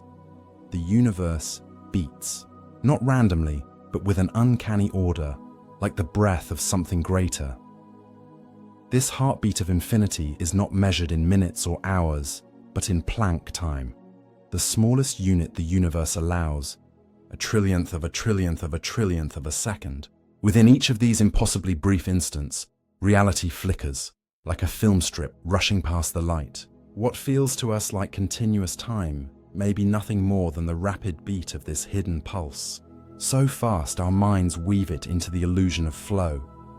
But here is the haunting thought. If reality pulses, if existence itself beats in silence, then what happens when the rhythm stumbles? What if the cosmic drummer missed a note? Some physicists speculate that irregularities in this universal frequency might appear as glitches in reality, as sudden déjà vu, time slips, or those eerie moments when reality feels paper thin, as if we might peel it back. Others wonder if black holes themselves are not collapsed stars, but collapsed notes, distortions in the cosmic symphony where the music bends back on itself. You can think of yourself as part of this grand beat. Your heart, ticking at 60 to 100 beats per minute, is not separate from the quantum hum. It's an echo, a slowed down reflection of it. The rhythm in your veins, the firing of neurons, the rise and fall of breath are all microcosms of that infinite heartbeat. When you sleep, your brain waves even fall into frequencies that mirror the quantum pulses of matter itself, as if dreaming were a rehearsal of the cosmic song. And maybe that's why silence can feel so loud. When all the noise of the world falls away, what you hear pressing against the edges of your awareness is not emptiness, but rhythm.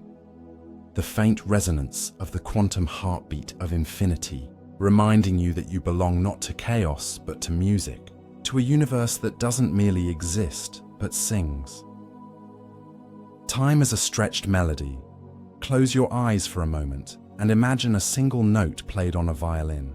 Hold it there, stretched, trembling, wavering between tone and silence. That's how time behaves, not as an endless, uniform stream, but as a melody stretched across the fabric of reality. The quantum heartbeat we spoke of does not merely tick, it composes. It strings moments together like pearls, one vibration after another, creating the illusion of flow. Einstein taught us that time bends. It quickens in the mountains, slows in the valleys of gravity, folds itself near black holes like cloth pressed under weight. But beneath these curves and stretches lies the rhythm, the pulse that decides how moments succeed one another. Time isn't a river, it's a song, and depending on where you stand, you hear it differently. Think about how we, as fragile beings, feel this stretch. A joyful day collapses into an instant. A sleepless night expands into an eternity. A heartbeat during fear slams like a drum. During meditation, it slows to a soft, endless hum. The melody of time bends with consciousness. It refuses to stay in strict measure because our minds are instruments, sometimes tuned, sometimes frayed, shaping how the cosmic rhythm resonates through us. Now imagine this at the scale of stars. A neutron star spins hundreds of times per second, its rhythm crackling through space as radio pulses. To us, it is lightning fast, incomprehensible. But what if, from the star's perspective, its beat feels slow, deliberate, each turn like the drag of a bow across the string of the universe? Conversely, what we call billions of years may, to the universe itself, be nothing more than a pause, a brief rest in the score. And here's the haunting paradox. If time is a melody, then it is not fixed. A song can be played faster, slower, even reversed. Experiments in quantum mechanics reveal that particles don't obey our tidy arrow of time. Some move forward, some appear to slip backward.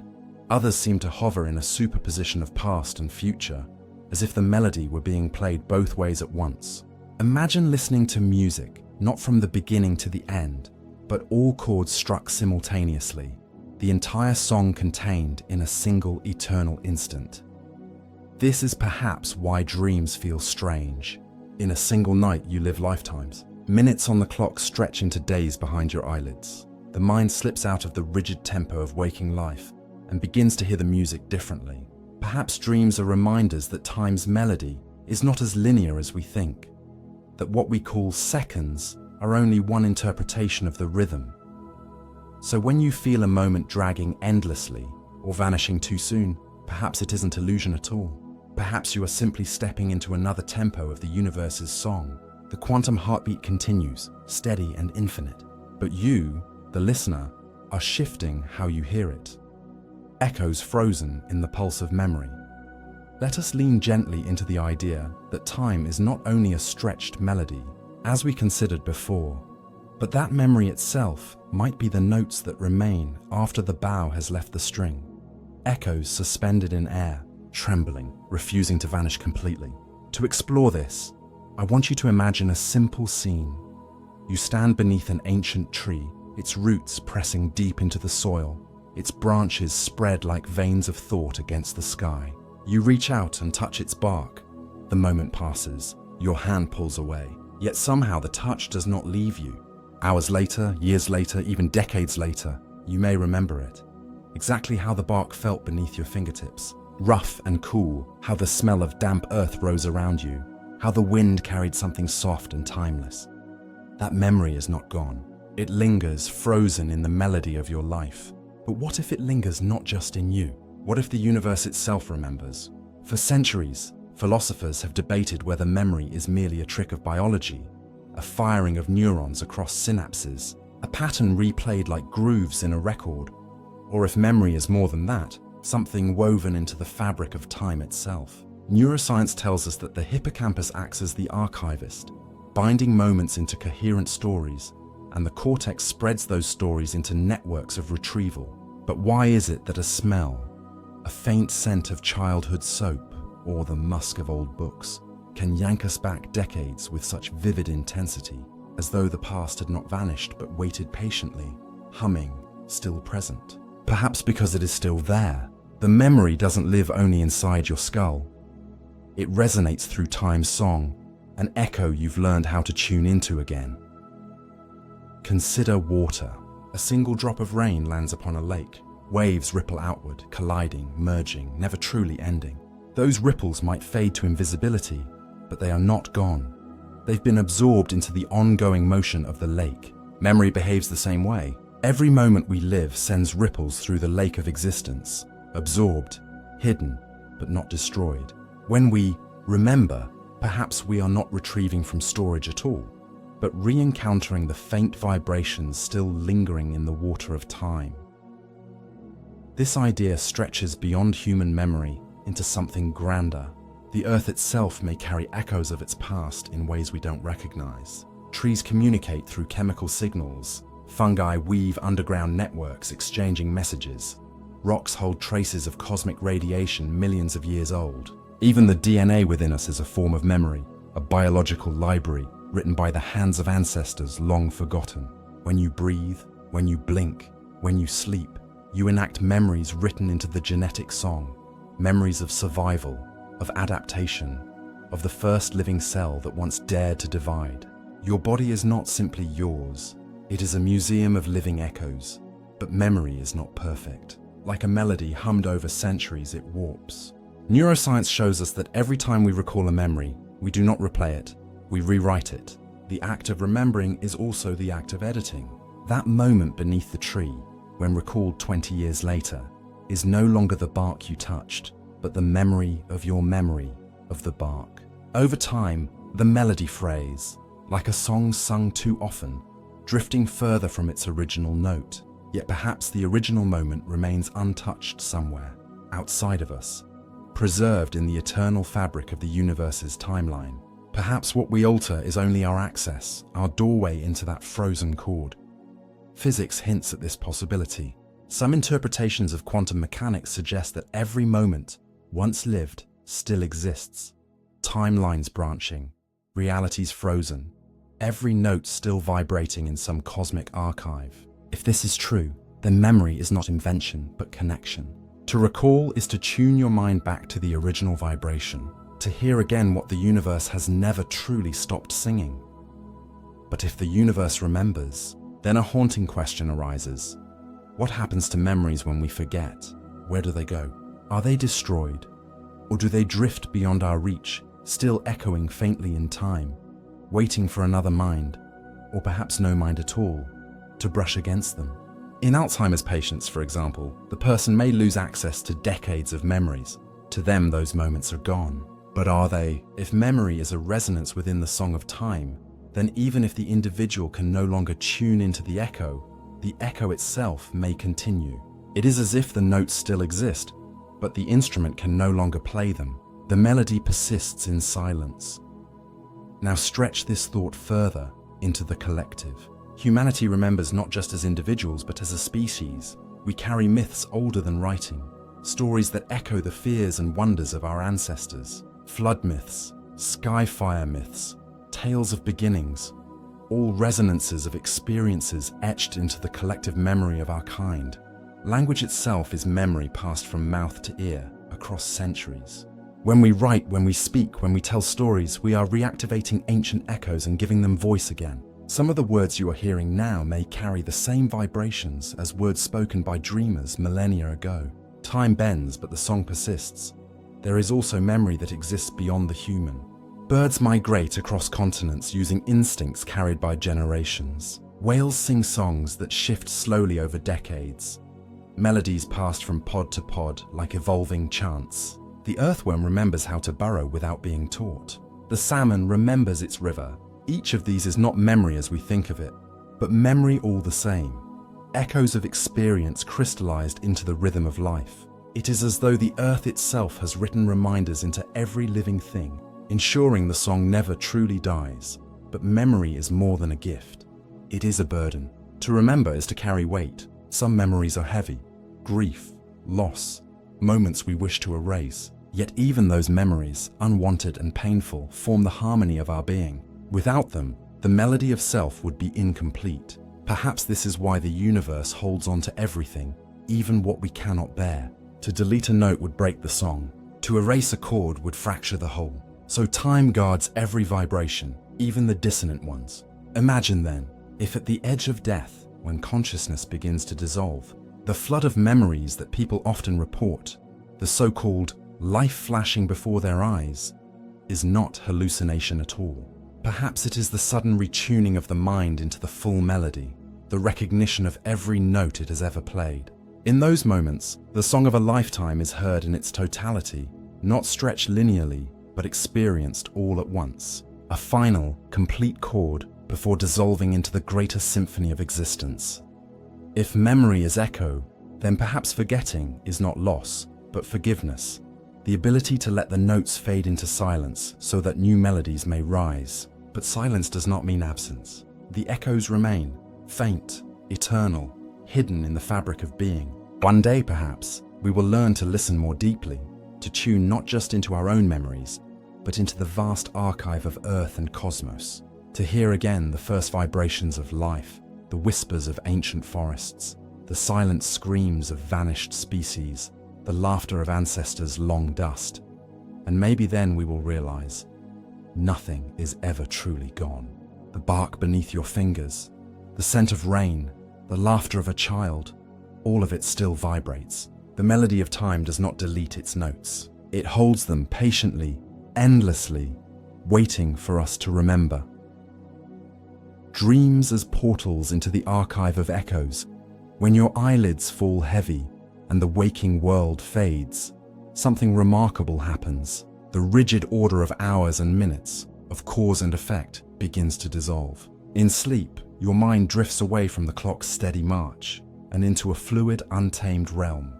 Dreams. Here, you live lifetimes in seconds or seconds in lifetimes. You find yourself in places you have never visited, speaking to people you have never met, yet somehow they feel strangely familiar, as if you've brushed against them in another existence. What if this is more than the imagination's play? What if dreams are portals, gates through which we slip into the echoes of time, into the frozen melodies of memory that the universe itself still hums? Think of it this way. In waking life, consciousness is bound, like a river channeled by stone banks. The rules are strict: logic, physics, causality.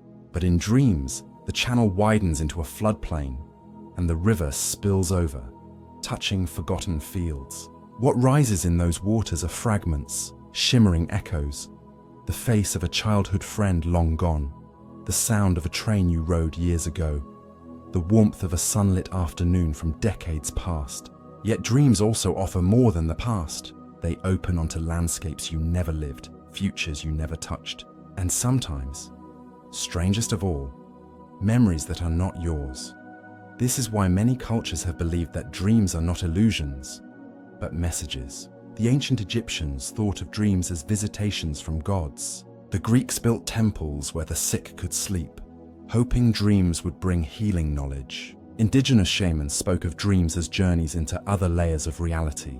In each of these traditions, dreams were portals, not inward illusions, but outward connections, ways to step into the broader memory of existence. Modern neuroscience tells us that dreams are the brain's way of processing memory, stitching fragments of experience into patterns. In REM sleep, the hippocampus flickers like a lantern in the dark, replaying moments, mixing them with imagination, weaving them into narrative. But what if it is doing more than processing? What if, in that half-lit state, consciousness slips into resonance with the frozen echoes of time itself? Like a violin string vibrating sympathetically with another, the dreaming mind might align with vibrations that do not belong to it alone. Have you ever woken from a dream that felt more real than waking life? Perhaps you walked through a house you've never entered, but knew every corner, every creak in the floorboards. Perhaps you saw the ocean at dusk in a way you've never seen it, yet it felt like home. Could it be that in those dreams you brushed against the universe's memory, the echoes of another life, another place, another chord in the endless melody? Even stranger, dreams often defy time itself. A falling body can plummet for an eternity before hitting the ground. A whole saga of war, love, loss, and redemption can play out in the minutes between alarms. It is as if the mind in dreaming has broken free from the strict tempo of waking time and begun to hear the melody in its fullness, all notes at once. If memory is frozen in the song of time, then dreams may be the ear straining briefly into those frozen chords. But dreams also carry warnings. Nightmares, those jagged interruptions, may be echoes of trauma, fragments of pain replaying until they find resolution. Or perhaps they are messages from deeper memory, not personal memory, but something older, ancestral, written into the blood. Imagine that when you dream of drowning, it is not just your fear, but the echo of an ancestor who once drowned.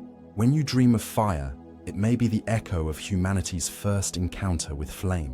When you dream of endless falling, it may be the echo of countless evolutionary falls, written into the memory of bones. There is evidence for this. Carl Jung spoke of the collective unconscious, a shared reservoir of symbols and images carried by humanity as a whole. Why is it that so many across cultures dream of flying, of falling, of teeth crumbling, of being chased?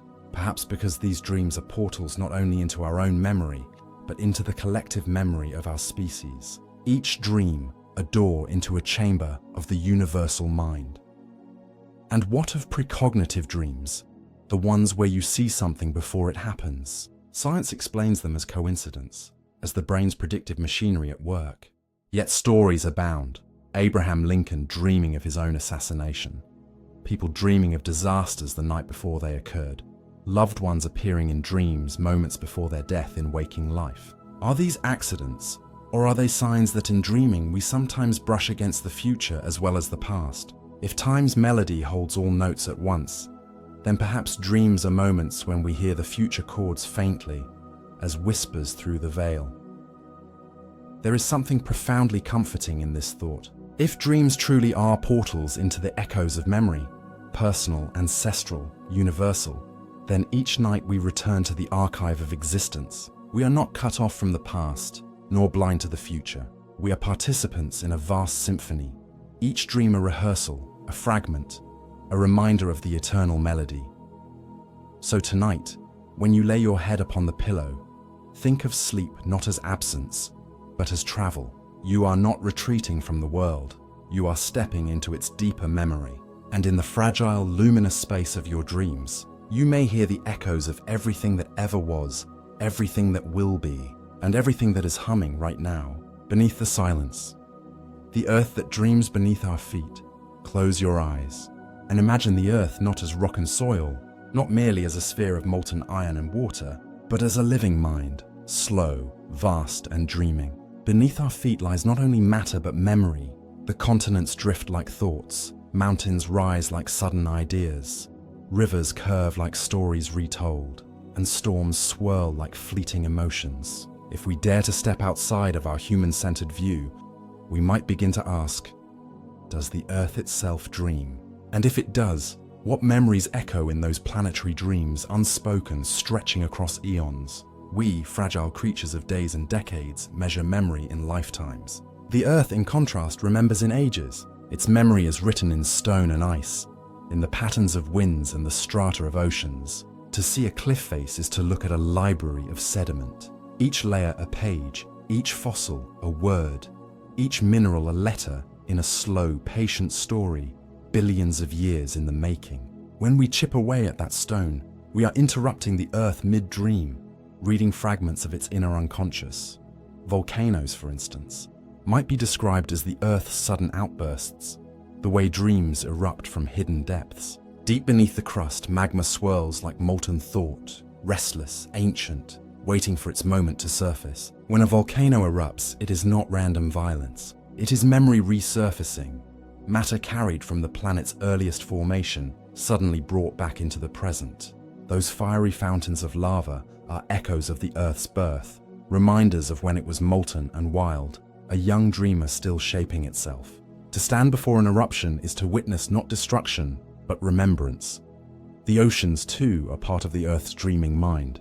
Covering 70% of the planet, they are both mirror and memory. Currents swirl like neurons firing, carrying heat, nutrients, and information across vast distances. Some scientists speak of the ocean as a great regulator, but it may also be seen as a great subconscious, holding secrets, swallowing histories, murmuring with voices we barely understand. Beneath its surface lie the ruins of drowned civilizations, the bones of extinct leviathans, the chemical recipes of the first spark of life. When waves crash upon the shore, perhaps it is the ocean whispering its dreams, reminding us of what came before. And then there are the forests, vast green cathedrals of thought. Trees are not merely standing silent, they speak in their own way. Through networks of fungi, through the exchange of chemical signals, they share resources and warnings. A forest is not a collection of individuals, but a living network, a memory system. Some trees live for thousands of years, carrying within their rings the record of droughts, fires, and rains long forgotten by humankind. When wind passes through their leaves, it is as though they sigh, recalling ancient seasons. To walk among trees is to walk inside the dreamscape of the earth. Each trunk a pillar of memory, each root a vein of thought reaching into the soil. But what does it mean for the earth to dream? A dream is not a conscious plan. It is a weaving of images, feelings, fragments, the processing of memory into something new. If we consider the Earth's geological and ecological patterns, they too are woven, cyclic, recursive. Ice ages advance and retreat like breath inhaled and exhaled. Species emerge, flourish, vanish, and yet their traces remain, influencing what comes after. Evolution itself could be seen as the Earth's long dream of life, a sequence of images, a gallery of forms, stitched together across deep time. And here is where the wonder deepens. What if our own dreams are simply extensions of the Earth's dreaming? After all, our bodies are built of its dust, our blood salted with the memory of oceans, our lungs filled with the breath of trees. If the earth holds memory in stone and soil, perhaps we hold memory in thought and story. When we dream at night, we may be not isolated minds spinning fantasies, but participants in a greater dream, a way for the earth to reflect on itself. Think of myths. Almost every ancient culture personified the earth as a dreaming or living being. Gaia, Pachamama, the world turtle, the dream time of the Aboriginal peoples. In the dream time, the earth itself dreamed the world into existence. The mountains, the rivers, the animals, and even the people were born from the dreams of the land. These myths may not be literal, but they carry a deeper truth. The recognition that the earth's memory is alive and that we are its dreaming fragments. Consider earthquakes. They are sudden shifts of memory, as if the earth has stirred in its sleep and rolled over, cracking its own crust like the shifting of bones. Consider deserts, stretches of barren sand that were once seas. They are forgotten dreams, landscapes abandoned but still present in the subconscious. Consider glaciers, slow, grinding rivers of ice that carve mountains into valleys. They are long, drawn-out dreams, patient and relentless. Every natural process in this light becomes not mechanical, but mnemonic, each action a recall, each pattern a retelling. There is also something haunting about the idea that we, with our machines, cities, and stories, may be part of the Earth's latest dream. We are its neurons, firing faster and faster, creating networks of information that mimic the forest's fungal webs, the ocean's currents, the lightning's arcs. Perhaps the rise of human consciousness is not a fluke of biology, but the Earth dreaming itself more vividly. Through us, it imagines satellites, symphonies, poems, and philosophies. Through us, it wonders about itself. We are, in a way, the lucid dreamers of the Earth. But dreams are not only beautiful, they can also be troubled. The Earth dreams in storms, hurricanes spinning like restless thoughts. It dreams in droughts, long silences where memory dries and cracks. It dreams in extinctions, entire images erased, leaving ghostly impressions. Our role as participants in this dream is fragile. We are not separate from the Earth's memory, but woven into it. When we burn forests, we erase pages. When we pollute oceans, we muddle voices. When we silence species, we cut chords from the melody. Yet even in this fragility, there is resilience. Dreams shift. They absorb trauma, transform it, turn nightmares into symbols, pain into renewal. The Earth, too, has survived cataclysms, asteroid impacts, volcanic winters, mass extinctions. Each time, it has dreamed itself anew, weaving destruction into creation, loss into rebirth. Perhaps this is the deepest lesson of seeing the Earth as a dreamer, that nothing is final, that memory bends but does not break, that every end folds into a beginning. So the next time you feel the ground beneath you, pause. Place your palm against the soil, against a rock, against the trunk of a tree. Listen. Feel the deep hum beneath the silence. What you are touching is not dead matter, but living archive. You are touching the Earth's memory. You are resting your hand against the pages of a dream that began long before you and will continue long after. And when you close your eyes at night and drift into your own dreams, remember, you are not alone in your dreaming. The Earth dreams with you. The volcano erupts in your blood. The ocean sways in your breath. The forest whispers in your thoughts. You are not a visitor in this world. You are one of its dreams, briefly waking, briefly aware, before returning to the greater melody of time. The ghosts of the forgotten, extinct lives. Dreaming through use extinction, to us, feels final. A closing door, a silence after the song ends. We speak of vanished species as though they are erased, swept from the board of existence forever. Yet if memory is truly woven into the fabric of time, and if Earth itself dreams, then perhaps extinction is not erasure, but transformation. The bodies may be gone, the voices silenced, but the echoes remain, vibrating through stone, ocean, and even within us. Imagine standing before the skeleton of a mammoth in a museum. Its tusks curve like frozen crescents of the moon, its bones heavy with the weight of millennia. To most, it is a fossil, a relic. But pause. In those bones lie memories of ice sheets sprawling across continents, of grasses bending under heavy feet, of winds colder than we can fathom. When you gaze upon it, you are not simply looking at the past. You are touching an echo still humming through the Earth's dream. The mammoth may no longer walk, but the Earth remembers the sound of its footfalls, the rhythm of its migrations, the heat of its breath in winter air, and those memories do not remain locked away. They ripple into the present. Geneticists tell us that within the DNA of modern elephants lie fragments of mammoth code, whispers of an ancestor not entirely gone. Even more startling, in our own bodies we carry echoes of the extinct. Mitochondria, the powerhouses of our cells, are themselves relics, descendants of ancient bacteria absorbed billions of years ago. Each breath you take is powered by extinction transformed into partnership. The dead live on within us, their memories written into the very machinery of life. Consider the trilobites, creatures who scuttled across the ocean floor hundreds of millions of years ago. Long gone, yet their segmented bodies, their compound eyes still echo in the designs of crustaceans and insects today. Or the dinosaurs, whose echoes still take flight each morning when birds lift into the sky. Extinction did not silence them. The Earth redreamed them, reshaped them, wove their melodies into new forms. But the echoes are not always biological. Sometimes they are atmospheric, geological, spiritual. Coral reefs, for instance, hold the memories of vanished seas. When corals die, they leave limestone skeletons, which layer upon layer become mountains, cliffs, and islands. Whole landscapes are fossilized dreams of once living creatures. The chalk cliffs of Dover are not mere stone. They are the condensed bodies of ancient marine life, billions of tiny organisms whose extinction created monuments of memory. When the wind erodes those cliffs, when waves crash against them, it is as if the voices of the lost are still speaking, their whispers rising as dust, as foam.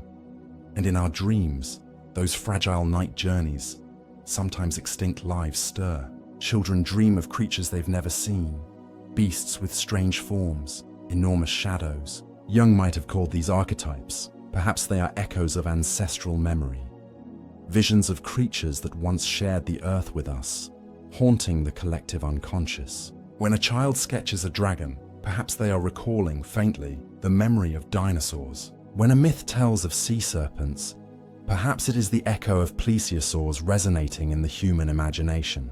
The earth dreams through us, and the extinct are not excluded. They are part of the choir, still singing in silence. What's haunting is this: even extinctions caused by us, by our hunger, our fire, our machines, do not vanish completely. The dodo, gone for centuries, still exists in story, in song, in artwork. It exists in the island ecosystems still shaped by its absence. It exists in the imbalance left behind, in the species that thrived or faltered without it. Extinction, then, is not absence. It is a change in melody. The note may not be heard directly, but its influence bends the harmony forever.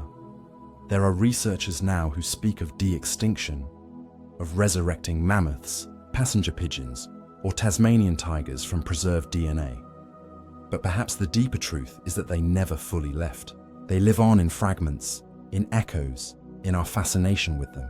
To dream of reviving them is itself proof that they are not gone. They inhabit us, guiding us, haunting us, shaping how we see the living world. And in the Earth's own dreaming, they may be fully alive still. The ocean floor may hum with the memory of trilobite swarms. The ice sheets may carry whispers of mammoths. The winds may still recall the beating wings of pigeons darkening the sky. If time is layered, if every moment persists, then no extinction is final. The forms may shift, but the echoes remain. When you stand beneath the stars at night, think of it. The light you see is ancient, the stars themselves long dead in some cases, yet their light lives on, traveling, touching you now. So too with extinction. The body may perish, but the echo continues, arriving in the present like starlight. To listen for it is to open yourself to a chorus beyond human hearing. So perhaps, when we dream, and a shadowy beast stalks the edges of our imagination, we should not dismiss it as fantasy. Perhaps it is the ghost of the forgotten, reminding us that we are never alone in the Earth's dreaming. Perhaps extinction is not silence, but whisper, waiting for us to pause long enough to hear. The ocean's lost forests, imagine diving beneath the rolling waves, where sunlight dances in fractured beams. turning the sea into a cathedral of blue fire. At first, the water feels endless, an empty, infinite desert of salt. But then, you begin to see them. Colossal stalks rising from the seafloor, towering like trees, their fronds drifting lazily in the current, creating a forest not of wood, but of water and light. These are the kelp forests, the ocean's forgotten jungles, vast and ancient ecosystems hidden from most of humanity's gaze. They are not ordinary plants. In fact, they are not plants at all, but something stranger, giant brown algae that stretch higher than buildings, growing faster than any tree could dream. Some species can surge nearly half a meter in a single day, a growth fueled not by soil or roots, but by the sheer abundance of the sea itself. Imagine walking into a forest where the ground moves, where light bends into ribbons, where predators and prey drift silently around you, unseen until they're almost too close. These forests are worlds within worlds. At their base, sea otters dart and twirl, prying open shells with clever hands, guardians of balance who keep sea urchins at bay. Without them, the urchins devour the roots of kelp, and the forest collapse into barren wastelands. High above, seals glide between the swaying fronds, their bodies weaving through the stalks like shadows in a dream. Fish schools shimmer in tight formations, their silver bodies flickering like starlight in motion, while hidden in the folds of the kelp. Small crabs and snails scuttle with quiet purpose. But perhaps the strangest residents are the invisible ones, the microscopic drifters that swirl around these forests in endless currents. Phytoplankton, glowing faintly under certain lights, exhaling oxygen with each breathless cycle, creating the very air that sustains us. Nearly every second breath you take, yes, yours, here and now, was crafted by invisible forests of the sea, not the trees above ground, but the jungles that sway in silence beneath the waves. And yet, they are fragile. Climate change, pollution, and shifting ocean temperatures gnaw at their edges, unraveling their grandeur. Some forests have already fallen, collapsing into lifeless rubble fields where urchins swarm unchecked. When a kelp forest dies, the silence it leaves behind is deafening. No fish flicker, no otters dive, no seals glide, only stillness, heavy and suffocating, as if the sea itself has forgotten how to breathe. But when you stand within a living kelp forest, if you are lucky enough to dive deep and drift, among its cathedral columns, you feel as though you have stepped into a hidden earth. The fronds sway, above you like stained glass, the sun fractured into emerald shards, and the life that surrounds you feels both alien and strangely familiar. These are not just ecosystems. They are ancient sanctuaries, keepers of balance, lungs of the ocean, secrets of the unseen world. The ocean's lost forests whisper a lesson we are only just beginning to understand. Survival does not always roar. Sometimes it sways quietly, tethered to the tides, offering life with every breath. And so, we surface again. From the whispering caves to the lost forests of the sea, from deserts that bloom with hidden life, to mountains that carry secrets in their veins.